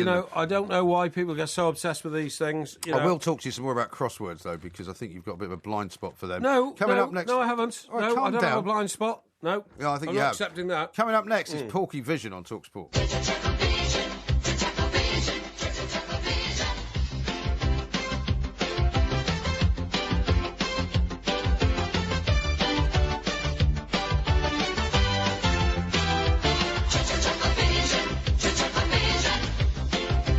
TalkSport Extra Time. We are the two mics. There will be a podcast, of course, coming out a little bit later on. That music signals that it is that time of the week when we have Porkyvision, Mr. Parry's attempt at giving his TV picks of the week, and always very well supported, this particular feature. So what have you got for us this week? What have you been watching? Well, I haven't had a lot of time to watch a lot of telly this week, for what do you obvious mean you reasons. haven't had a lot of time? No, well, we've been busy. Well, we've been busy, haven't we? We haven't been particularly busy. Well, we have. We've been sorting out the world tour. We're sorting out the world tour up to Manchester soon, then Newcastle, then Birmingham, and then got another choice venue to tell people about, haven't we? Indeed. Which we can't talk about at the moment. Not quite. So I did manage to, skybox a few things. Oh, yes. Now, one of the things I really liked was Napoleon, the Man and the Myths, right? Yeah. Okay. Oh, no, that was on radio, actually. I've just remembered. Sorry. It was. Napoleon, the Man and the Myth. Yeah. Is this where you get all your research from the Battle of Waterloo? Well, some of it, yeah. But I remember lying back on the couch and listening to it. There wasn't any pictures. That's and where right. was that then? Was that a Radio 4 production? Yeah, something like that. Yeah, it was on Monday, I think. I'm not sure what time. Well, you can listen to it through your TV, I suppose. Yeah, but you can't record it. You see, you can't record audio. You can't Skybox audio. No, I don't think sure? so. Well, not even if it's on a Sky radio station. I don't think so.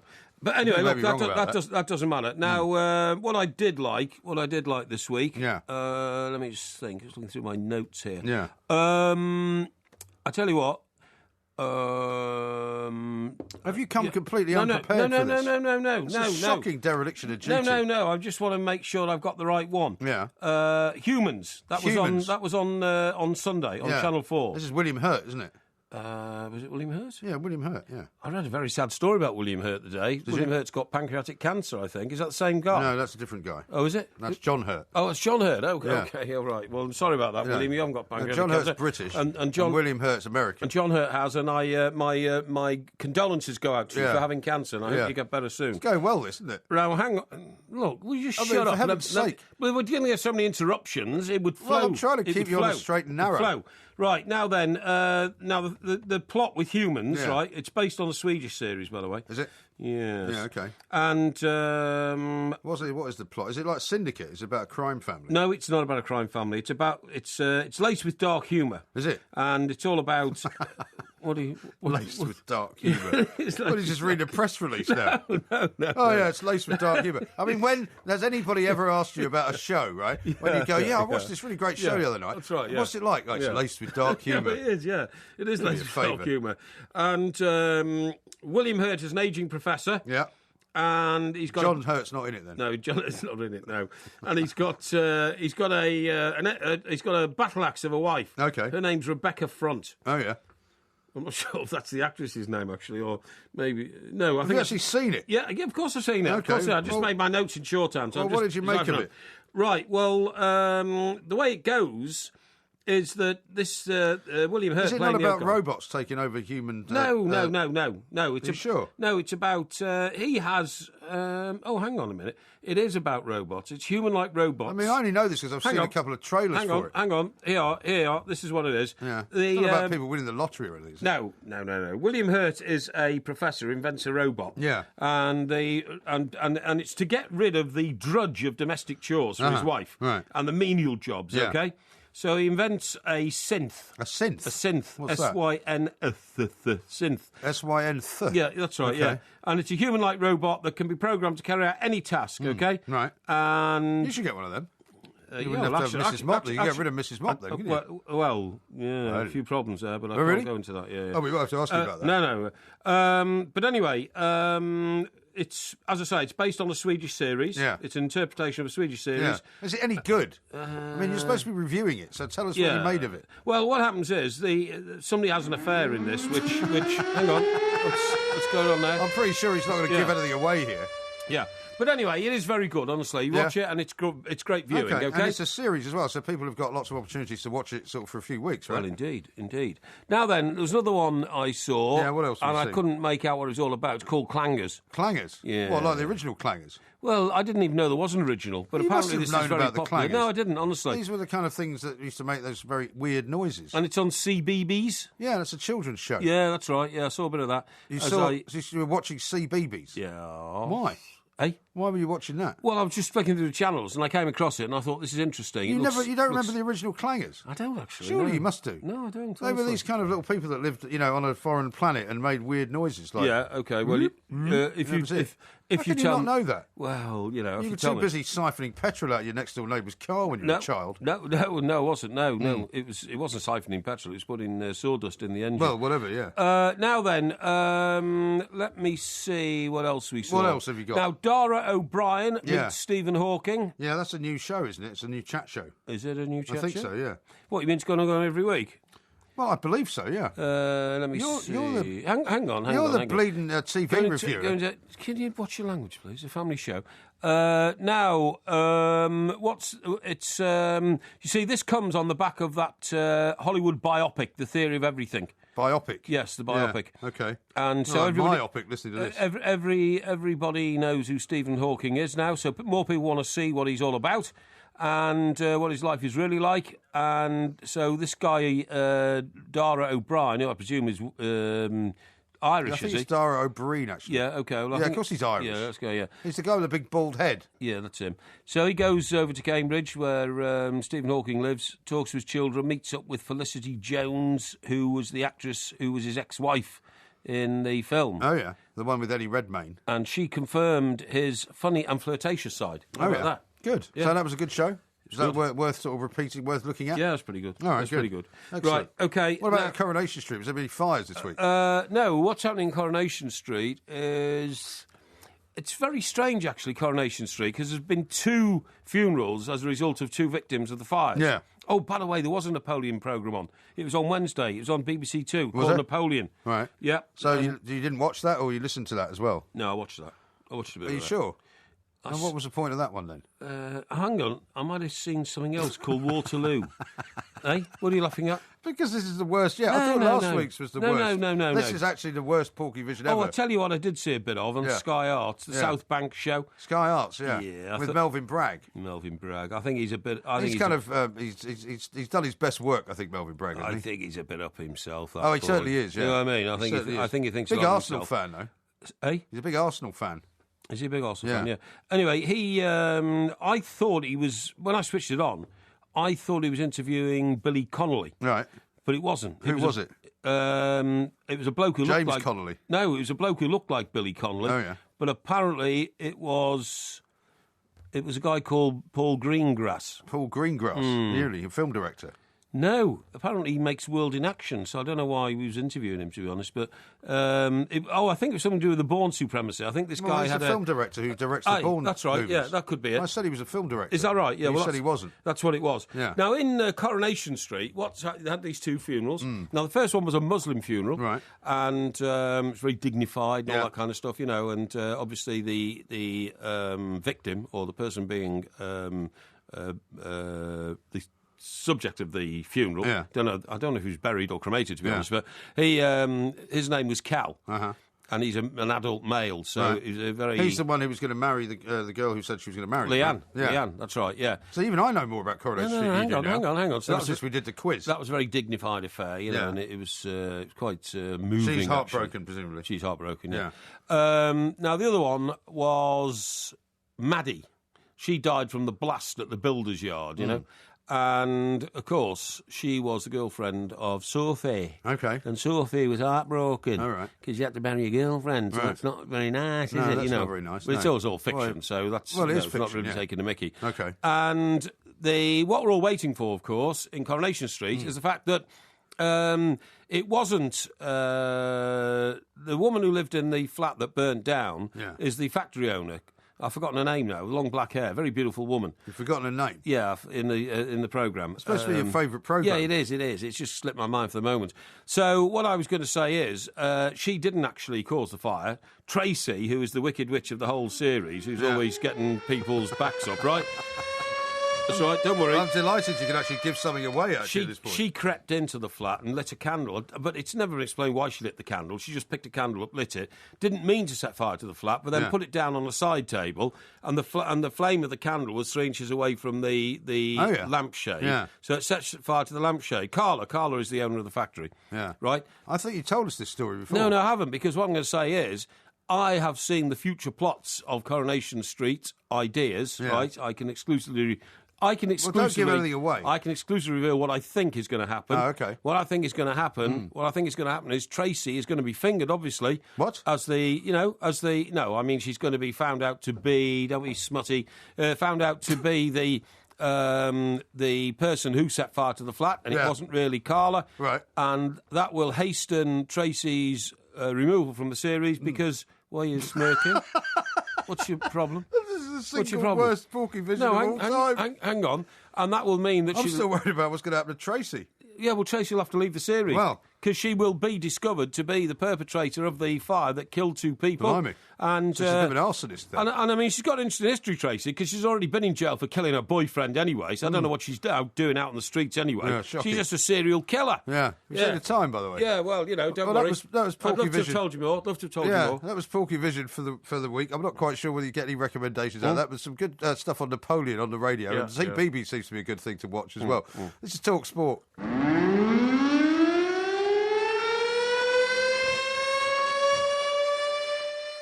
Tweets coming in suggesting that your research may be slightly under par this week on Porkyvision. No, I don't think so. Certainly lots of interest in what it was you just said. There will be another Porkyvision, of course, next week with more details of what happens on Coronation Street. Now, I was telling you earlier, by the way, we've got a story about Boris Johnson to talk about in the papers this morning. I was telling you earlier that I started getting monstered earlier on by all these kind of cycling nuts who surf the internet and social media for any mention of the word cycling, right? Because I happened to notice a story in the Evening Standard, which was on their front page, I think, yesterday, and it was all about, I don't know if you saw this, you know how a lot of these cyclists now wear helmet video cams, right? Yeah. And it was this cyclist who had caught a woman who was driving a big Land Rover Discovery, similar to mine. Having her breakfast. Eating her breakfast as she was sitting in a traffic jam. Amazing. Now, I thought, my first thought was, actually, that is probably one of the most ridiculous and irresponsible things anyone could do at the wheel of a motor car. However, when I watched the actual footage of it, this guy kind of comes upon her sitting, and she's sitting in what appears to be a stationary traffic jam. Right. He then kind of sees her in the driver's side, goes all the way around to the other side of the car, still stops his bike, and he's pointing his camera in as she's sitting there. The car's not moving, right? She's eating. Yeah. I'm not saying that's a smart thing to do. No. But the kind of berating that he then does of her, is calling her a disgrace, saying that she's a danger to other motorists, while she's sitting there and the car isn't actually moving. So this is sort of cycling terrorist, is it? Well, he's a cycling vigilante, I'd rather say, right? Yeah. But the way that he was berating her, he then goes to the person sitting behind and starts waving his arms about and saying, I'm reporting her to the police. You should know she's sitting there eating a bowl of cereal. And the woman in the second car behind is kind of slightly incredulous. The road is moving slightly at this point, but it's very, very slow. Where is she putting the bowl? Is it clear where she puts the bowl when she's got her hand on the wheels? She's holding the bowl in one hand. Right. Yeah. And she's obviously, not got her hands on the steering wheel. Right. But she's got one hand on the steering wheel. Well, I'm not sure that she has, no, because she's got one hand on a spoon. Yeah, exactly. She's got one hand on a bowl. Yeah, you can't really eat a bowl of cereal with one hand. No, you can't. So clearly she's either steering the wheel with her knees or something. But the car is moving hardly at all, if moving, right? Yeah. Now, I'm not saying what that is a smart thing to do. It's clearly a very stupid thing to do. But I kind of took exception to the way that this cyclist started berating her. Yeah, this self-appointed vigilante. So I tweeted it out, retweeted it for honestly, the Evening Standard. These cyclists, they are so... full of themselves about we're the only good people on earth. I know. Yeah. And I tweeted it out anyway, and just because it's an interesting story. But I also put a little comment saying, I hope he didn't go through any red lights on his way to the police station, because of course a lot of cyclists, as I see them every single night that I drive in without any lights on, going through red lights, going across roads. Didn't we see Yvette Cooper in one of the papers recently being followed? I don't remember was that. it Yvette Cooper? It was somebody. There was somebody who went up a one-way street the wrong way. That was a while ago. I can't remember if that was Boris Johnson, but he's in the papers again this morning. Yeah. But anyway, as a result of me sending this out, suddenly all these cycling people who don't follow me on Twitter at all, who must decide, who must just type in the word cycling, and any mention of cycling, they kind of just do this kind of mob hit on you. There's about 7 of them suddenly, all accusing me of being this, that and the other, and, what do you know about cycling, irresponsible, typical, and then it all became very kind of unpleasant, and they started abusing me. And I sort of said, now I'm being monstered by the Lycra revolutionaries, Yeah, great. Which is what I call them. I like that expression. Yeah, I like that. And then they were like, well, we don't all wear Lycra, and we're not all men, and, we're not all revolutionaries. I mean, they have no sense of humour, any of these people. Oh, no, I know. But anyway, so I just thought I wanted to share that with you. I mean, and if anybody who is a genuine cyclist who wants to obey the rules of the road and wants to share the road with car drivers, I'm quite happy. But what I don't care about is all of these kind of nutcases who think that they own the road and that all cars should be from henceforth, banned from it. And if they think you've cut them up in any way at all, I've seen it happen so many times. The cyclist then jumps off the bike and starts booting in the panels of your car, of your door, literally. But they always boot them in on the passenger side because they know that you can't get out the other side and come round and get them because you're abandoning the car if you do that. I've seen that happen a number of times. I mean, despite all of these roadworks, despite all of the kind of plans that Boris Johnson has got for expanding the ability for cyclists to get around London better, relations between car drivers, lorry drivers, taxi drivers, drivers and cyclists have never been worse. And I tell you what, I am amazed that cyclists will not take more responsibility for the deaths of cyclists on the road. Now, it's a very dodgy subject, this, because death is a terrible thing. But what I'm saying is, all the blame from the cycling lobby is heaped upon lorry drivers. Because sadly, very sadly, when giant lorries sometimes turn left and the cyclist gets trapped under the wheels, the cyclist has been killed. It's happened 7 times, I think, in London in the last 12 months. And it's a terrible thing. And I just wish that the cycling lobby would be more active in trying to prevent this rather than being massively critical of motorists and lorries. Yeah. Well, I'll tell you what I've noticed recently. Who are clearly involved in the incident, but not of their own volition. No, but I'll tell you the thing that I noticed the other day. There was a story about this in one of the Sunday papers, I think, that some lorry companies now are putting sidebars on. Agreeing to put like sidebars so that the cyclists don't go on it, which I think is a massive thing to do for them, and it's a good thing that they're doing that, right? Yeah. But an awful lot of lorries and buses and trucks now have a sign on the back end of the vehicle saying cyclists do not go inside this vehicle because they can't see you. That's right. But Mike, it's more than that now. Do you know what's going to happen now? And it's obvious what's going to happen. The cycling lobby now, which are so powerful, because for some unknown reason in this country, minorities get very, very powerful voices. Yeah. It's because it's anybody who makes a lot of noise. Yes, really, isn't it? Exactly. That's right. Yeah, and so they get in their own roads, their own cycle speed highways. Motorists who pay billions and billions of pounds in taxes to keep roads open will, in fact, be restricted in how much they can use them now because a lot of the space is going to cyclists. But I saw one lorry driving guy saying, "Oh, you can tell what's coming. By law, very soon."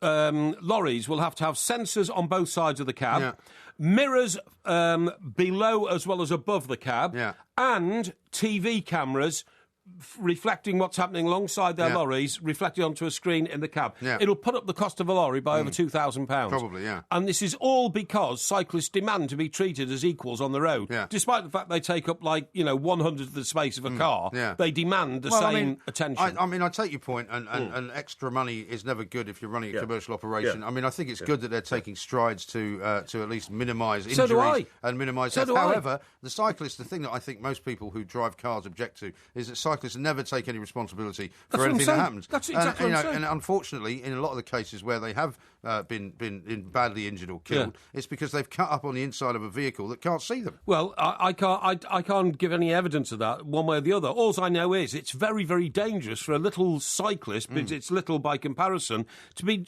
cycling alongside a 40-ton truck. I know. That is, I'm sorry, but, if you put yourself in a dangerous position like that, you might get injured. Yeah, of course. It's a bit like, seriously, and I see it happening in Portsmouth Harbour sometimes, a bit like a guy in a kayak suddenly decided to kayak between two cross-channel ferries or something. It's ridiculous. I know, it's not very smart. But the other thing I would say is that the cycling lobby should now start lobbying for themselves to be much, much more apparent on the roads, i.e., on the helmets, a flashing light. Yeah. And many of them have those. Right? No, I mean a bigger, brighter flashing light. You don't make too bright. Yes, you do, because you want to know you're there. No, I'll tell you why. Because, funnily enough, I was driving up from London one night, and in the city, it's a good idea to have a very bright flashing light. But there was a guy who was coming towards me, and it was a two-way high road. Yeah. But, it's a road that you go quite fast on, right? Yes. And I could see this flashing light in the distance, and I had no idea what it was. Right. Because it was very dark. There's no street lights. Right. And I thought, what on earth is that? Right. And I wasn't sure whether it was a truck, whether it was something that was wide. No, but you knew it was an object if it had a flashing light. But it wasn't until I got to within very, very 20 yards or so that I realised it was a bike with a guy with a light flashing on his head. I'll tell you what, there's another thing I've seen now, and it should be introduced immediately. There's a new paint that's been invented, which wealthy cyclists are starting to use, and it is completely translucent. No, it's not translucent. What is it? What's Do you mean luminous? Luminous. It's completely luminous. Yes. And there are bikes that can be painted with luminous paint. That's what I mean. And that should be standard in future. But anyway, look, we're banging on about bikes. Talking about one cyclist in particular, Boris Johnson. Boris Johnson, he's found himself in the pages of the tabloids. Yeah, he has. He's found himself in the pages of every newspaper. That includes the Times and the Telegraph. Because he went and told a taxi driver who was undergoing him. He did a Nigel Pearson, if you pardon the expression. Doesn't know what Nigel Pearson said to one of his fans? Nigel Pearson. Yes, he did. Yes, Nigel Pearson, the Leicester manager, definitely did.